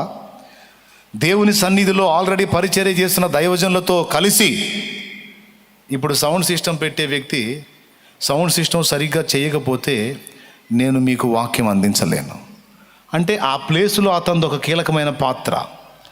అతను హ్యాండ్ ఇచ్చాడు అనుకో, ఆ పని కుంటుపట్టిద్ది. అతను ఆ బాధ్యత సరిగా నమ్మకంగా నెరవేర్చలేదనుకో, దేవుని పని బ్రేక్ అయిపోతుంది. సరే, అతను లైన్లో ఉన్నాడు. ఇప్పుడు కొంతమంది గృహాల దగ్గర ఉండి చూస్తున్నారు, అనుకూలత లేక కొంతమంది వచ్చారు. వచ్చిన వాళ్ళకి ఈ సౌండ్ సిస్టమ్ మొత్తం ఏర్పాటు చేయాలంటే అక్కడ మిక్సర్ దగ్గర కూర్చునే వ్యక్తి ఒక్కడే కాదు, స్పీకర్స్ అన్నిటినీ పెట్టి వాటన్నిటికీ కనెక్షన్లు ఇచ్చి మీకు అందరికీ వినబడేటట్టు చేసేదానికి ఒక టీం కావాలి. ఎందుకంటే ఒక్కొక్క బాక్స్ ఒక్కొక్కటి అంత ఉంటుంది, మనిషి అంత ఉంటుంది. ఒకడు ఎత్తలేడు, 4-5 కలిసి ఎత్తాలా.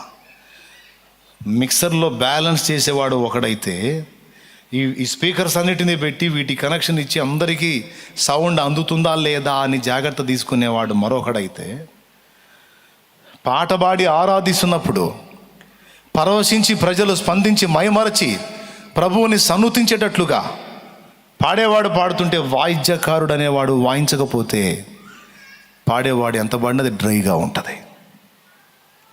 అంటే వాయిద్యకారుడు తన పని తను జరిగించాలి.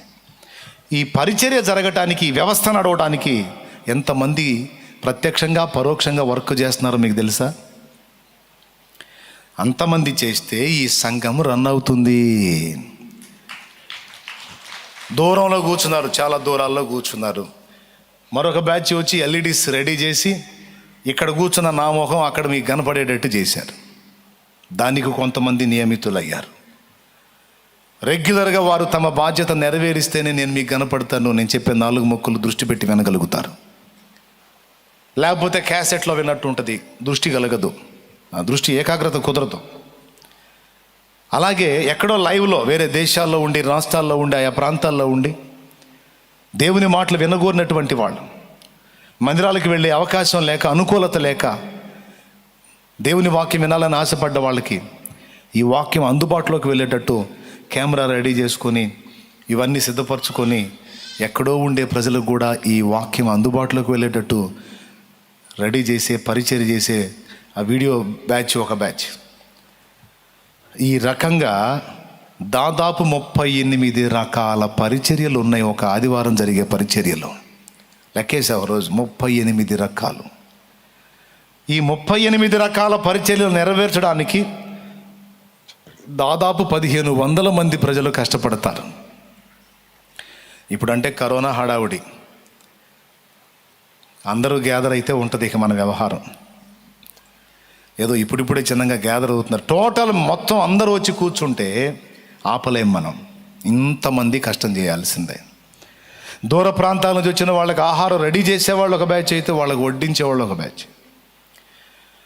ఇలాగా ఎవరికి అప్పజెప్పిన పని వారు నమ్మకంగా చేస్తూ, మళ్ళా వేరే పనుల్లో కూడా వెళ్ళి అందులో ఏకీభవిస్తూ, రాత్రి పగలు తేడా లేకుండా నాతో కలిసి కష్టపడేవాళ్ళు ఇంతమంది ఉన్నారు.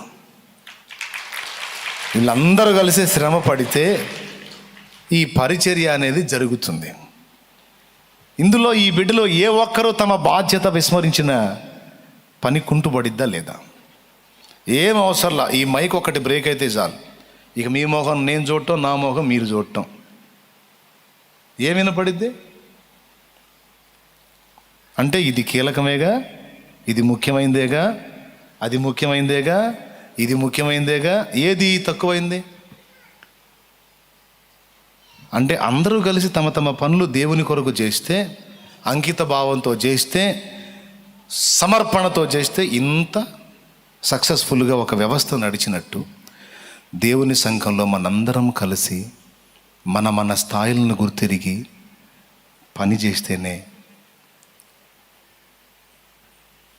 దేవుని సంఘము త్వరగా విస్తరించి అనేక జీవితాలు రక్షణలోకి రావడానికి అవకాశం ఏర్పడుతుంది. అందరినీ ఒకే పని చేయమని నేను చెప్పట్లా, దేవుడు కూడా చెప్పడం.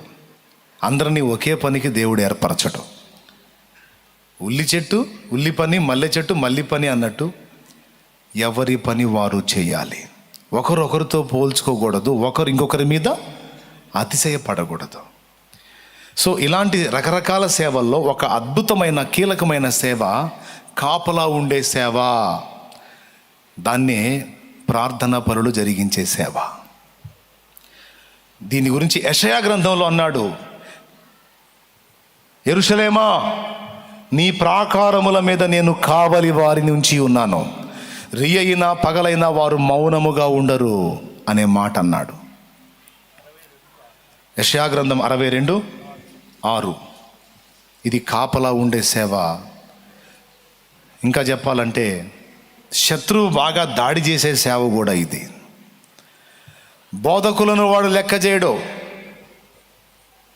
మిగిలిన పరిచర్యలు చేసే వాళ్ళని వాడు లెక్క చేయడు. వాళ్ళందరినీ అవసరమైతే పడద్రోయటానికి వాడికి అవకాశాలు ఎక్కువ ఉంటాయి. కానీ ప్రార్థనా పరులంటే వాడికి ఎక్కువ ఇబ్బంది. ఇది వాడికి చాలా డేంజర్ అన్నమాట. ఎందుకంటే ప్రార్థనా పరులు మోకాళ్ళు ఉనితే దేవుడు గదులుతాడు.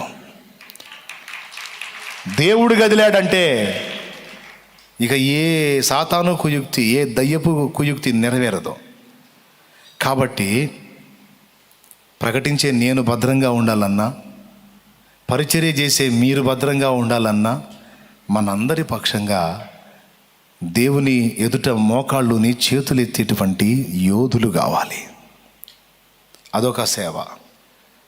దానికి కొంతమందిని దేవుడు పిలుస్తున్నాడు. నీ పని అయిపోయిందా? వృద్ధాప్యంలోకి వచ్చావా? నేను ఇంకేం చేయగలను అంటున్నావా? ఇదిగో నువ్వు ఇది చేయగలవు. సామాగ్రి దగ్గర కాపలా ఉండు అనగా దేవుని చేతిలో వాడబడుతున్న బిడ్డల పక్షంగా చేతులెత్తు.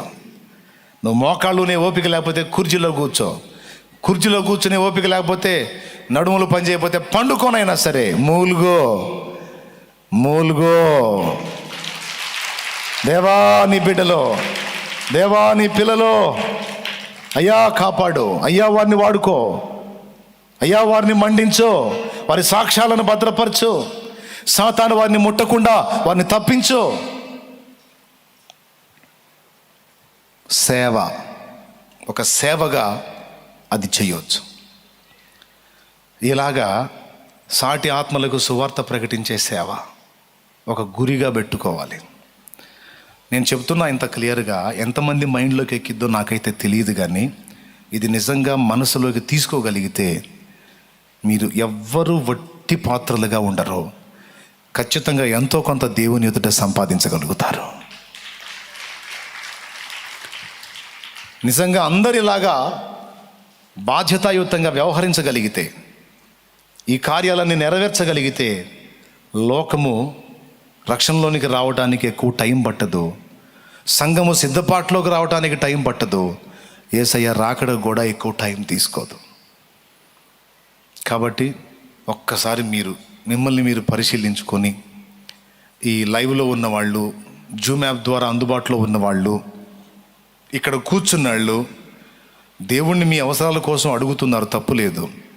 కానీ దేవుని కొరకు నేను ఏ విధంగా వాడబడాలి అన్న ప్రశ్న వేసుకొని, నువ్వు ఏ టైంలో ఉన్నావో, నువ్వు మిడిల్ ఏజ్లో ఉన్నావో, బాల్యంలో ఉన్నావో, యవ్వనంలో ఉన్నావో, పిల్లల్ని కన్నా మధ్య వయసులో ఉన్నావో, లేకపోతే వృద్ధాప్యంలో ఉన్నావో, లేకపోతే చావుకి ఇంకా సమీపం అయ్యి ఇవాళో రేపో అన్నట్టున్నావో, ఇవాళో రేపో అన్నట్టున్న వ్యక్తికి కూడా అవకాశం ఇచ్చాడు. చివరి గంటలో పిలుచుకొచ్చింది అదే. ఇక్కడ పాయింట్ ఏంటంటే జీతం పొద్దున్న నుంచి చేసిన వాడికి ఎంత ఇచ్చాడో ఆఖరి గంటలో చేసిన వాడికి కూడా అంతే ఇచ్చాడు, తక్కువ ఇవ్వలేదు. వీళ్ళు అడిగారు కూడా, అయ్యా యజమానుడా, ఉదయం నుంచి వచ్చి మేము ఇంత కష్టపడ్డామే, సాయంత్రం 5 వచ్చి 1 గంట చేశారో లేదో, వాళ్ళు కూడా మాతో కలిపి 1 దేనారం ఇచ్చావే. వాస్తవంగా మరి చివరి గంట కష్టపడ్డవాడికి 1 దేనారం ఇస్తే పొద్దున్న నుంచి చాకరీ చేసిన వాడికి ఎన్ని దేనారాలు ఇవ్వాలి అని ఆయన మీద సణుక్కొని అడిగితే ఆయన ఏమన్నాడు తెలుసా? సహోదరుడా, నిన్ను పనికి పిలిచేటప్పుడు ఎంత ఇస్తానని పిలిచాను? 1 దేనారం. నీకు ఇచ్చానా లేదా? ఇచ్చావు. నోరు మూసుకొని పో. దేవునికి స్తోత్రం. నోరు మూసుకొని పో. నా సొంత సొమ్ము నాది బాబు, నీదే. నువ్వెవడివి? వాడికి అంత ఇవ్వు, వీడికి ఎంత ఇవ్వు, వాడికి అంత కరెక్ట్ కాదు, వీడికి ఇది ఎక్కువ, వీడికి ఇది తక్కువ అని చెప్పడానికి యజమానుడు నువ్వా నేనా? నువ్వెవర్రా నాకు చెప్పడానికి బాబు? సహోదరుడా, నా సొంత సొమ్ముతో నాకు ఇష్టము వచ్చినట్లు చేయడానికి నీకు వచ్చిన నొప్పి ఏంటి? నీకు ఇస్తానన్నది ఇచ్చానా లేదా? ఇచ్చావులే నాయన, ఇంకబో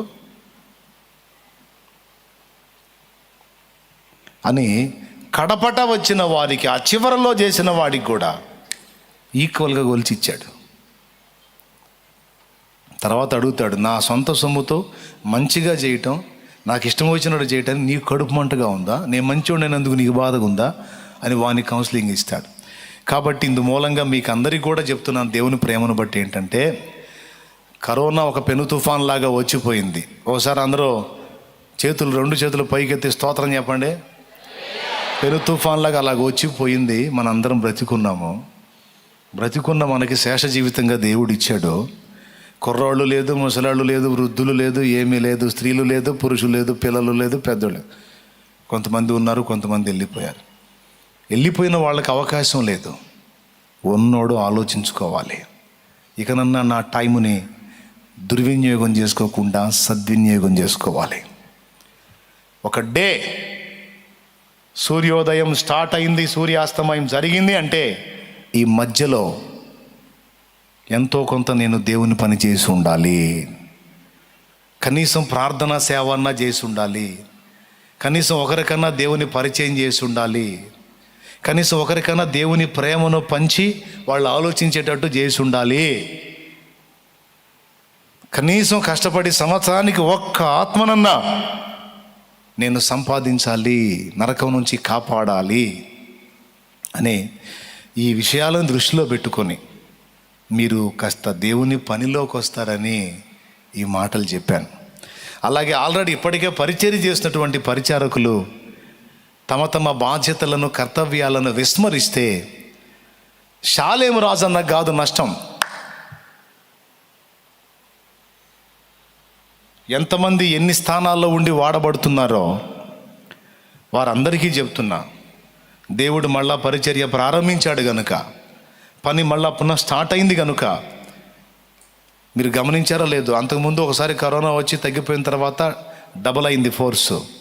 ఇప్పుడు మళ్ళా దేవుడు బలమైన కార్యం చేయడానికి పూనుకుంటున్నాడు. మళ్ళా గొప్ప ఉద్యోగం ఉందే. మరి ఈ టైంని ఎట్లా కవర్ చేయాలా చేస్తాడు. టైంని కవర్ చేస్తాడు. ఈ బ్యాలెన్స్ మళ్ళీ ఆత్మల్ని సమకూరుస్తాడు. తన పనిని ఆపుకోడు ఆయన.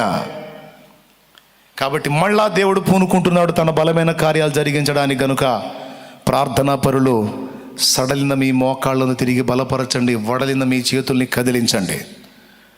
ప్రార్థనా పరులు, ప్రార్థనా సేవ చేసేవారు మరలా ప్రార్థనకు ప్రతిష్ఠించుకోండి. మీ లోటుపాట్లు దిద్దుకొని నడుము కట్టండి.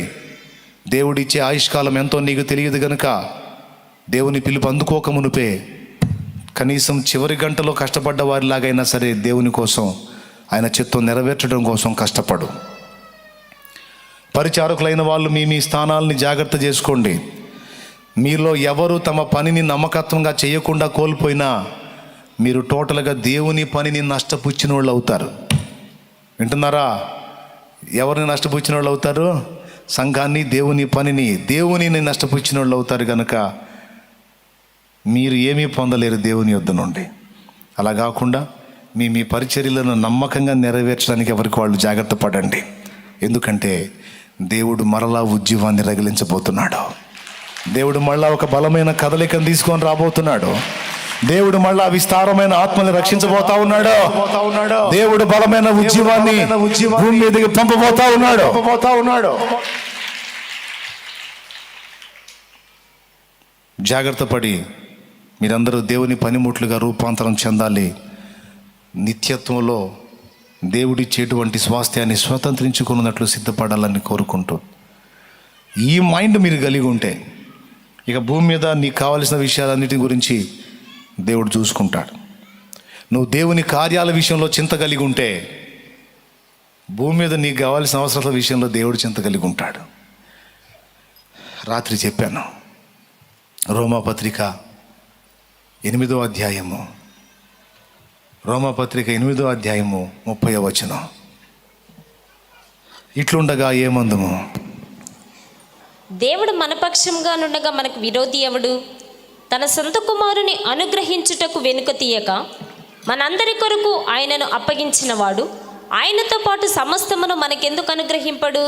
అది ఈ ఒక్క మాట గుర్తుపెట్టుకొని, తన అద్వితీయ కుమారునే మన కోసం ఇవ్వటానికి సిద్ధపడ్డ దేవుడు, ఆ కుమారుణ్ణే ఇచ్చినటువంటి వాడు ఇక భూమి మీద ఉన్న వాటి సమస్యలకు పరిష్కారం ఇవ్వడా? ఇస్తాడన్న వాళ్ళు, నమ్మిన వాళ్ళు చేతులు ఎత్తండి. డౌట్ ఏమన్నా ఉందా? ఏం లేదుగా. నీకు ఫుడ్ ఎట్లా పెట్టాలో తెలుసు, ఎప్పుడు ఏర్పాటు చేయాలో తెలుసు, నీకు పెళ్ళి ఎప్పుడు చేయాలో తెలుసు, ఇల్లు ఎప్పుడు కట్టాలో తెలుసు, పిల్లల్ని ఎప్పుడు ఇవ్వాలో తెలుసు, అసలు ఇవ్వద్దో తెలుసు. ఏమండి, అప్పులు ఎప్పుడు ఇవ్వాలో తెలుసు, అప్పుడు ఎప్పుడు తీసేయాలో తెలుసు, అన్నీ తెలుసు. ఏం చింతపడద్దు, దాని గురించి అసలు పట్టించుకోవద్దు. దాని గురించి ఆలోచించి గందరగోళం అయిపోయే వాళ్ళంతా ఆత్మీయ జీవితంలో పిల్లతనంలో ఉన్నవాళ్ళు. ఆత్మీయ జీవితంలో ఒక అంతస్తుకి ఎక్కిన వాళ్ళు అసలు వాటిని పట్టించుకోరు. వాళ్ళ మైండ్ అంతా కూడా దేవుడు, దేవుని పని, దేవుడు నాకు ఇచ్చిన ఆయుష్కాలం నేను జాగ్రత్తగా సద్వినియోగం చేసుకోవాలి, ఈ మైండ్తోనే ఉంటారు. ఆత్మీయ జీవితంలో ఒక అంతస్తుకి వెళ్ళిన వాళ్ళు, పిల్ల స్థాయిలో ఉన్నవాళ్ళు అసలు ఏం పట్టించుకోకుండా ఈ బాధలు, సమస్యలు, ఇరుకులు, ఇబ్బందులు అంటే నీకు లేవు కాబట్టి నీకేం అర్థం కావట్లా, మాకున్నాయి కాబట్టి మా బాధలు నీకేం తెలుసు అంటారా? ఇన్నున్నాయడ. దేవుని స్తోత్రం. ఎవరికి? నాకున్నాయి. సీత బాధలు సీతయి, పీత బాధలు పీతయి. ఎవరికి ఉండే వాళ్ళకు ఉన్నాయి. అయితే దేవుని మహాకృపను బట్టి ప్రారంభం నుంచి కూడా వాటి మీద దృష్టి పెట్టాల. అప్పులైనా, ఆర్థిక ఇబ్బందులైనా, సమస్యలైనా, రోగాలైనా, ఇరుకులైనా, ఇబ్బందులైనా పట్టించుకోవాలా. యేసయ్యను తెలియక ముందు గందరగోళం అయ్యాం, కానీ తెలిసినాక ఇంకెందుకు? తన సొంత కుమారుని నా కొరకు వెనుతి అని నా తండ్రి నాకుంటే నాకు ఎప్పుడు ఏం కావాలో ఆయనకి తెలిసి ఆయనే చూసుకుంటాడులే. ఒక భరోసా. అలా దేవుని మీద నేను ఆనుకున్నది నన్ను సిగ్గుపరచలా. అలా నేను ఆధారపడ్డందున నేనే వెర్రాణ్ణి కాల. అందరికంటే మంచిగానే దేవుడు నన్ను ఉంచాడు. చెప్పిన మ్యాటర్ అర్థమైతే మీ దగ్గర ఏమైనా విషయం ఉంటే, మీ తలకాయలో మ్యాటర్ ఉంటే తప్పకుండా నేను చెప్పిన విషయాలు మీ మైండ్కి ఎక్కుతాయి. ఉంచాల్సిన దాని మీద మైండ్ ఉంచుతారు. అందరూ ఎవరికోళ్ళు జాగ్రత్త పడతారు. దేవుడు ఆ సహాయం మనందరికీ దయచేయనుగాక.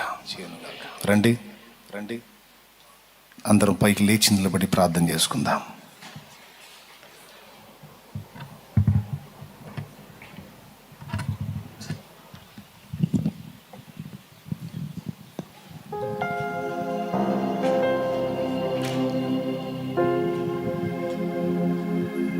పైకి లేచి నిలబడి, పాపం వాళ్ళు లేవలేకపోతున్నారు, చేతులు పట్టుకొని పైకి లేపండి. నిజంగా పట్టుకున్నారు, వద్దులే, దూరంగా ఉండండి. త్వరగా అందరం పైకి లేచి నిలబడతాం.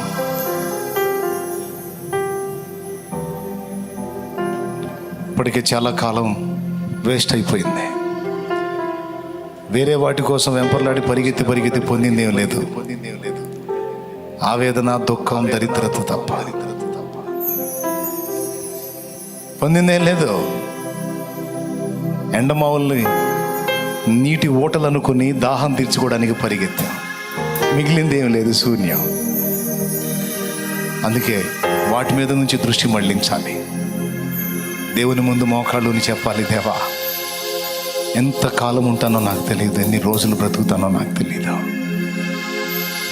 కానీ నా టైం ఇక దుర్వినియోగం కాకూడదు, నా టైం వేస్ట్ కాకూడదు. అది నీ కొరకు, నీ సేవలో అర్థవంతంగా ఖర్చు అవ్వాలి. ఇతరులతో పోల్చుకోవడానికి వీరంత గొప్పవాడిని, గొప్పదాన్ని నేను కాను.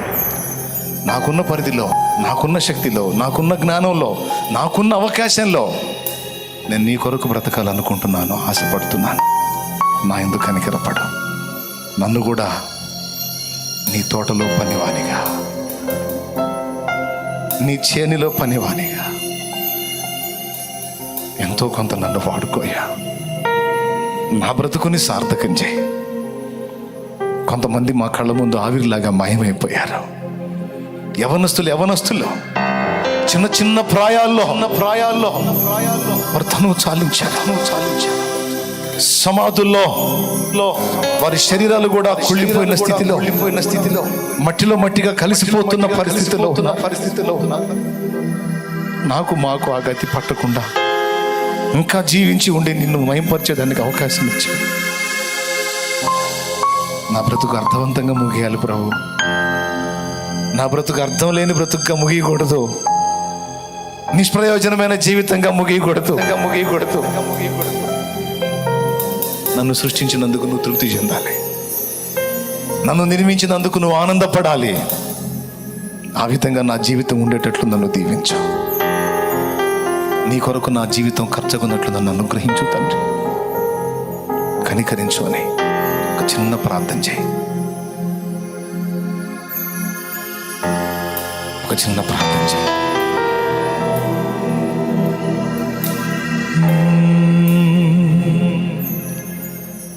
పాపినైన నన్ను నీవు కనికరించినావు, నా పాపములన్నిటిని కడిగి వేసినావు. పాపినైన నన్ను నీవు కనికరించినావు, నా పాపములన్నిటిని కడిగి వేసినావు. పతనమైన నా జీవిత గతిని మార్చినావు, పతనమైన నా జీవిత గతిని మార్చినావు. పనికి రాని నన్ను నీ పనికి నిలిపినావు. ఎందుకింత ప్రేమ చూపావు నా యేసయ్యా, ఎంత మంచి ప్రేమ చూపావు. ఎందుకింత ప్రేమ చూపావు నా యేసయ్యా, ఎంత మంచి ప్రేమ చూపావు. ఎన్నతగని నన్ను ఎన్నుకున్నావు, ఎందుకింత ప్రేమ చూపావు నా యేసయ్యా, ఎంత మంచి ప్రేమ చూపావు. ఎందుకింత ప్రేమ చూపావు నా యేసయ్యా, ఎంత మంచి ప్రేమ చూపావు. పరలోక పౌరత్వం నాకు నిచ్చినావు, పరిశుద్ధులతో నిలిచే భాగ్యమిచ్చినావు. వీరితో నిలిచే భాగ్యం నాకు, వీరితో నిలిచే అర్హత నాకు లేదు. పరలోక పౌరత్వం నాకు నిచ్చినావు, పరిశుద్ధులతో నిలిచే భాగ్యమిచ్చినావు. పతనమైన నా జీవిత గతిని మార్చినావు. దూతల కందరిని దివ్యమైన సేవను దుమ్ము ధూళినైన నన్ను చేయనిచ్చినావు. ఎందుకింత ప్రేమ చూపావు నా యేసయ్యా, ఎంత మంచి ప్రేమ చూపావు. చూపావు నా యేసయ్యా, ఎంత మంచి ప్రేమ చూపావు. ఎన్నతగని నన్ను అందుకున్నావు, ఎందుకింత ప్రేమ చూపావు. నా యేసయ్యా, ఎంత మంచి ప్రేమ చూపావు. కళ్ళు మూసి ప్రార్థనలో ఉందా? కళ్ళు మూసి ప్రార్థనలో ఉందా? ఒక్కసారి మళ్ళీ వివేచించుకుందాం. ప్లీజ్ కళ్ళు మూయండి. కళ్ళు మూసి కొంచెం ఆలోచించండి. నేను చెప్పేది ఆలోచించండి. కొద్దిగా మనసు పెట్టండి. నేను ప్రార్థన చేసి ముగిస్తాను, వెళ్ళిపోదురు కానీ. తండ్రి, పరిశుద్ధులతో నిలిచే అర్హత నాకు లేదు, కానీ నన్ను కూడా నీ రక్తంతో కడిగి పరిశుద్ధులతో నిలబెట్టావు. దేవదూతలకు అవకాశం ఇస్తే ఈ సేవ ఎంతో గొప్పగా చేసి ఉండేవారేమో. ఈరోజు నాకున్న ఈ అవకాశం నాకు ముందు వెళ్ళిపోయిన ఆ భక్తులకి నువ్వు ఇచ్చి ఉంటే నాకంటే బాగా చేసేవారేమో. వాళ్ళకి అవకాశం ఇచ్చి ఉంటే నాకంటే నమ్మకంగా చేసేవాళ్ళేమో. కానీ వాళ్ళని తీసుకొని నాకు అవకాశం ఇచ్చావు. శ్రేష్ఠుల్ని తీసుకొని నాకు అవకాశం ఇచ్చావు. ఆశించిన స్థాయిలో నీకు నమ్మకంగా చేయలేకపోతున్నానేమో అనిపిస్తుంది, కానీ చెయ్యాలి. నన్ను బలపరచు. ఎవరికి వాళ్ళు అడగండి ఈ మాట. నిజమే, నీకు ఇచ్చిన ఈ ఆయుష్, నీకు ఇచ్చిన ఈ అవకాశం, ఈ ఆరోగ్యం నీకంటే ముందు వెళ్ళిపోయిన ఆ బిడ్డలకి ఇచ్చి ఉంటే వారు నీకంటే అద్భుతంగా దేవుని పని చేసి ఉండేవారేమో. కానీ వారిని పిలిచేసి నీకు ఇచ్చాడు ఛాన్స్. ఉన్నాయా? నీకు వందనాలు. నిజమే తండ్రి, నేను సరి చేసుకుంటాను. లోకము లోకాశల్ని విసర్జించి నీకోసం బతుకుతా, నీతో నడుస్తా. నాకెంతకాలం ఇచ్చావో నాకు తెలియదు. నా యాత్ర ముగిసేలోపు తృప్తిగా నీ దగ్గరికి రావాలి. కొంత చేయగలిగాను అన్న సంతోషంతో నీ దగ్గరికి రావాలి. నన్ను మమ్మల్ని అనుగ్రహించు. యేసు నామములో అడుగుచున్నాం తండ్రి, ఆమేన్. పరలోకమందున్న మా తండ్రి, నీ నామం పరిశుద్ధపరచబడును గాక, నీ రాజ్యం మాకు వచ్చును గాక, నీ చిత్తం పరలోకము నెరవేర్చున్నట్లు భూమి యందును నెరవేరును గాక. నేడు మాకు కావలసిన అనుదిన ఆహారం నేడు మాకు దయచేయం. మా పట్ల అపరాధం చేసిన వారిని మీకు క్షమించిన ప్రకారం మీరు మా అపరాధములను క్షమించం. మమ్మల్ని శోధనలోనికి తెక దుష్టి నుంచి కాపాడు, కీడు నుంచి రక్షించం. ఎందుచేతనగా రాజ్యము, బలము, మహిమ, శక్తి సర్వం నిరంతరం నీవై ఉన్నావు తండ్రి, ఆమేన్. మన తండ్రి అయిన దేవుని ప్రేమ, ఆయన ప్రియకుమారుడు లోకరక్షకుడైన యేసయ్య శాశ్వత నిత్య కృప, పరిశుద్ధాత్మ దేవుని యొక్క అన్యోన్య నిత్య సహాయ సహవాస సమాధానం సమకూడిన మనకు సకల పరిశుద్ధులకు సార్వత్రిక సంఘమంతటికి సదాతోడే మనందరూ నిత్యత్వంలో చేరు పర్యంతము మనల్ని నడిపించునుగాక. ఆమేన్. ఆమేన్. ప్రవేశ రక్తమునకు చేయ, ప్రవేశ రక్తమునకు చేయ, ప్రవేశ నామమునకు సంపూర్ణ విజయం కలుగునుగాక. ఆమేన్. హల్లెలూయా, హల్లెలూయా, హల్లెలూయా. ప్రభుకు స్తోత్రాలు, మీ అందరికీ హృదయపూర్వక వందనాలు. ఇప్పటికే దేవుడిచ్చిన మంచి మంచి అవకాశాలు పోగొట్టుకుని పనికి మాలిన జీవిత విధానంతో దెబ్బతిన్న వాళ్ళు ఇకనైనా ఆలోచించుకొని దేవుని కొరకు బ్రతకడానికి జీవితాన్ని వెచ్చించండి. ఇంతమంది ఉన్నారు, కనీసం కొందరైనా దీన్ని గ్రహిస్తారని ఈ మ్యాటర్ చెప్పా. ఆలోచించుకొని జాగ్రత్త పడండి. పోయిన వాళ్ళు పోయారు, మనం ఉంటాం అనుకోవాకండి. మొదటి దాన్ని తప్పించుకున్నాడు 2లో పోతే 2 తప్పించుకున్నాడు 3లో వెళ్ళొచ్చు, 3 తప్పించుకుంటే 4లో వెళ్ళొచ్చు. గ్యారంటీ ఉంది. జాగ్రత్త పడిపో. దేవుని కోసం బ్రతుకుపో, దేవుని కోసం ఖర్చు చేయపో జీవితాన్ని. ఇప్పటిదాకా తుచ్చమైన వ్యర్థమైన లోకం కోసం తిప్పలు పడ్డాం. ఎండమావులే, నీళ్లు దాహం తీరో. బతకాలి కాబట్టి ఏదో కష్టపడాలే కానీ బతుకంతా దానికోసమే కాదు, దేవుని కోసం, ఇతరుల కోసం. మీరు వెళ్తూ ఉండండి. అన్ని దారుల్లో గుండా వెళ్ళాలి. ఈ దారిలో కొందరు, ఆ దారిలో కొందరు, ఆ దారిలో అన్ని మార్గాల్లో గుండా మొత్తం 1 2 3 4 5 6 7 ద్వారాలు ఉన్నాయి. వెళ్ళండి.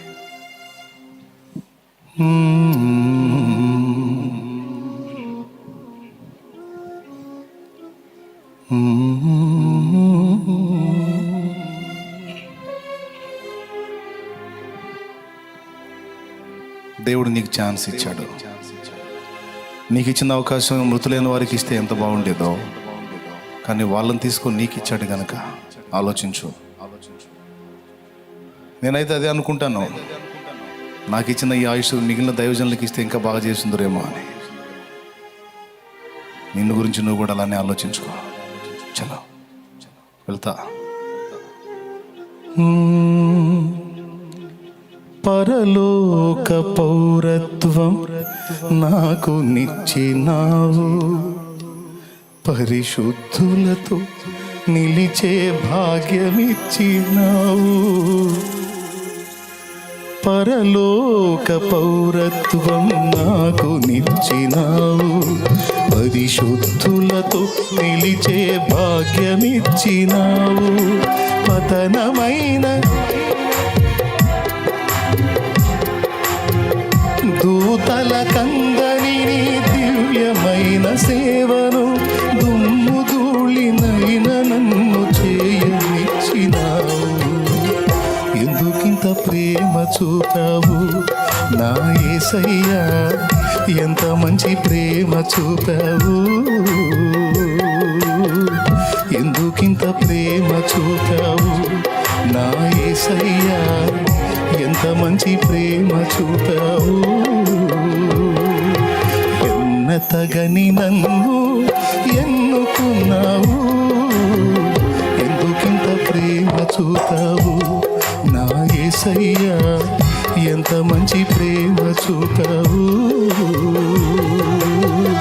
ఎందుకింత ప్రేమ చూపావు నా యేసయ్యా, ఎంత మంచి ప్రేమ చూపావు. ఎన్నతగని నన్ను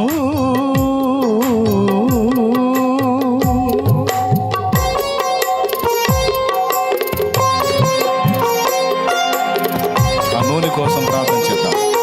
పరిశుద్ధ తండ్రి, బిడ్డల చేతుల్లో పట్టుకున్న నూనెని శక్తితో నీవు వినియోగించి ప్రార్థించి అది రాసుకున్నట్టు ద్వారా స్వస్థత చేకూర్చు. సంపూర్ణ ఆరోగ్యం యేసు నామములో బిడ్డల కలుగులుగా. తిరుగు ప్రయాణంలో క్షేమాన్నిచ్చి సురక్షితంగా గృహాలకు చేర్చండి. రక్షణ లేని బిడ్డలకు రక్షణ దంచి, రక్షణ పొంది కూడా వ్యర్థంగా ఉంటున్న వారికి సరిదిద్ది నీ పనిలో వాడుకో. యేసు నామమున వేడుచున్నాము తండ్రి, ఆమేన్.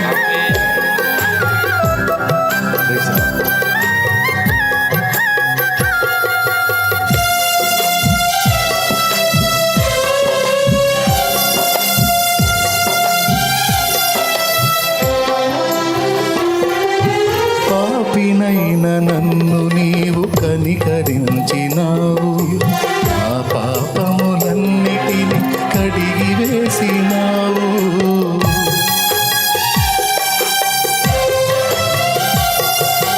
పాపినైన నన్ను నీవు కనికరించినావు, కడిగి వేసినావు. పతనమైన నా జీవిత గతిని మార్చినావు, పతనమైన నా జీవిత గతిని మార్చినావు. పనికి రాని నన్ను నీ పనికి నిలిపినావు. ఎందుకింత ప్రేమ చూపావు నా యేసయ్యా, ఎంత మంచి ప్రేమ చూపావు.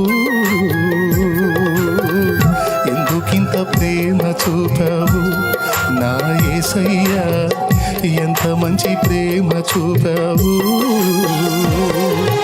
ఎన్నతగని నన్ను ఎన్నుకున్నావు, ఎందుకింత ఎందుకింత ప్రేమ చూపావు నా యేసయ్యా, ఎంత మంచి ప్రేమ చూపావు, ఎందుకింత ప్రేమ చూపావు నా యేసయ్యా, ఎంత మంచి ప్రేమ చూపావు, ఎన్నతగని నన్ను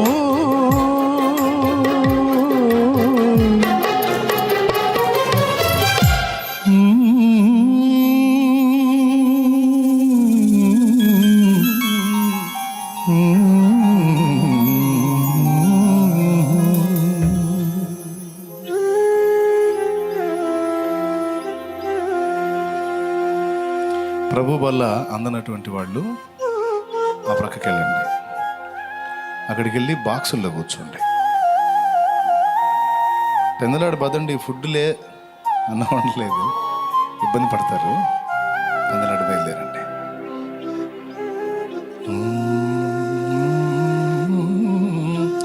మీరు వెళ్తా ఉండండి, గుంపు కూడొద్దు చలో.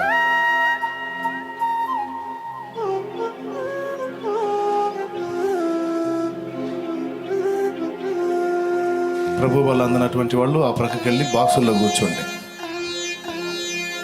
ప్రార్థనలో ఉండండి, ఒట్టిగా కూర్చోకండి, ప్రేయర్లో ఉండండి. ప్రేయర్లో ఉండి పరిచారకులు మీకు ఇచ్చేటువంటి ప్రభు పనులలో చేయవేయండి.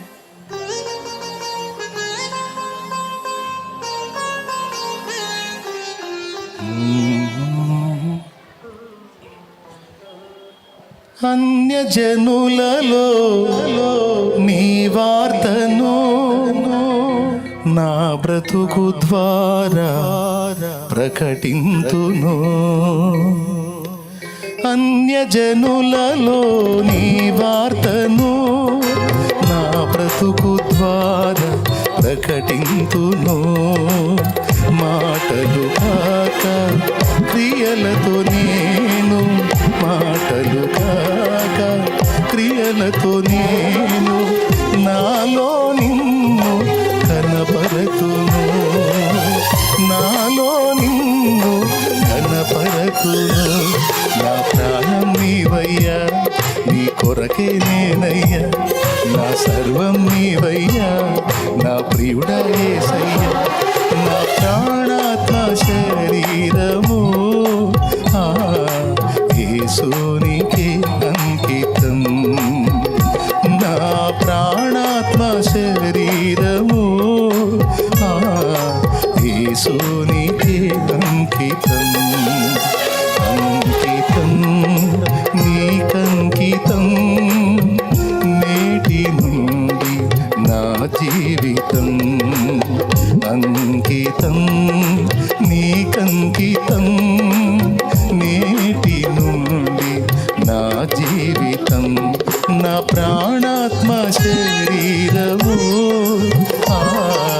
యేసునికే అంకితం, నా ప్రాణాత్మ శరీరము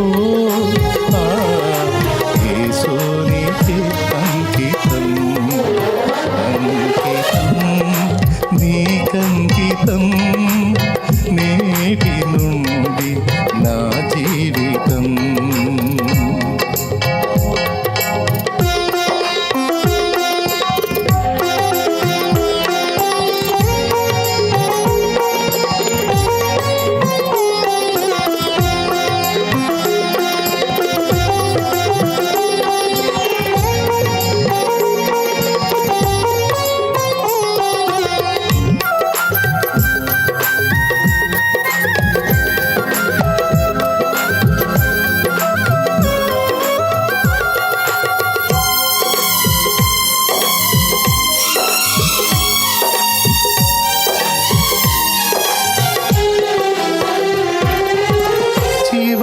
శ్వాస విడిచేంత వరకు నాదు సాక్ష్యము కాపాడుము,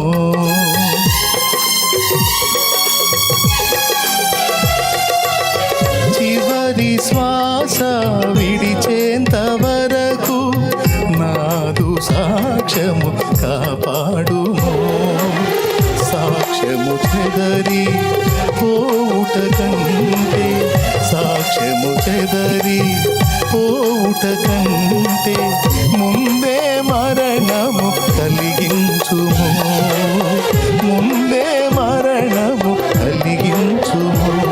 నా ప్రాణం నీవయ్యా, నీ కొరకే నేనయ్యా, నా సర్వం నీవయ్యా, నా ప్రియుడా యేసయ్యా. నా ప్రాణాత్మ శరీరము యేసునికి అంకితం, నా ప్రాణాత్మ శరీరము యేసునికి అంకితం, అంకితం. నేటి నుండి అంకితం, నేటి నుండి నా జీవితం.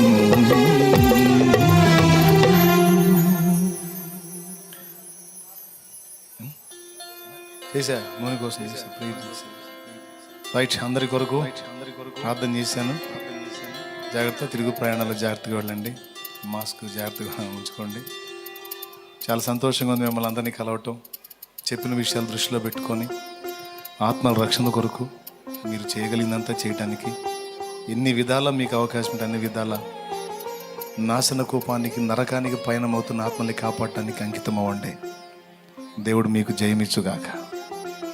ఆ దృష్టి నిలిపిన మీ ప్రతి సమస్యను నా దేవుడు పరిష్కరించి, రోగాలను స్వస్థపరిచి, మంచి ఆరోగ్యం ఇచ్చి, ఆయుష్ ఇచ్చి, సమాధానంతో మిమ్మల్ని నింపి ఆయన కొరకు వాడుకొనును గాక.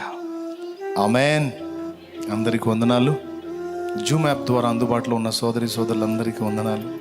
మీరందరూ నాకు కనిపిస్తూ ఉన్నారు, నేను కూడా మీకు కనపడుతున్నాను అనుకుంటున్నా. సో ఒకసారి మీరందరూ చేతులు ఊపండి. రైట్, పర్వాలేదు, నేను కనపడుతున్నా మీకు కూడా. అట్లయితే చాలా సంతోషం, మీరు కూడా నాకు అనిపిస్తూ ఉన్నారు. ప్రభు సెలవైతే మళ్ళా మనం సంతోషంగా కలుసుకుందాం. అందరికీ వందనాలు. దైవాశీస్సులు ఫ్యామిలీలుగా కలిసి ప్రేయర్లో ఏకీభవించటం, వాక్యాలు వినటం ఎంతో సంతోషంగా ఉంది.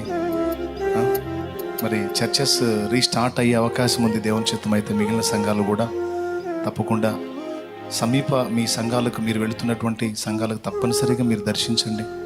దైవజనులను కూడా మీరు కలుసుకోవాలి. అందరికీ వందనాలు తెలియజేస్తూ ఉన్నాను. Okay, right. దైవాశీస్సులు సెలవు. మీ అందరికీ వందనాలు.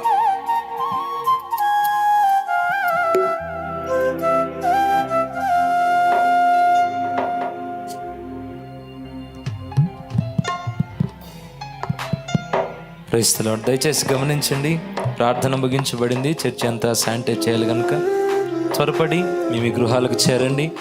ఎవరో గుంపులుగా ఉండొద్దు. దైవ సేవకులు ఇందాక మీ అందరి కోసం నూనె కోసం ప్రార్థన చేశారు కనుక విశ్వాసం ఉంచండి. మీ జీవితాల్లో దేవుడు గొప్ప కార్యాలు జరిగించబోతున్నాడు. నూనె కోసం చేశారు ఇందాకనే, మీరు మరలా అవిశ్వాసంతో నూనె తీసుకొని రామాకండి. నమ్మకం ఉంచండి. మీ నూనె కొరకు, మీ సమస్యల కొరకు దైవజనులు ప్రార్థించడం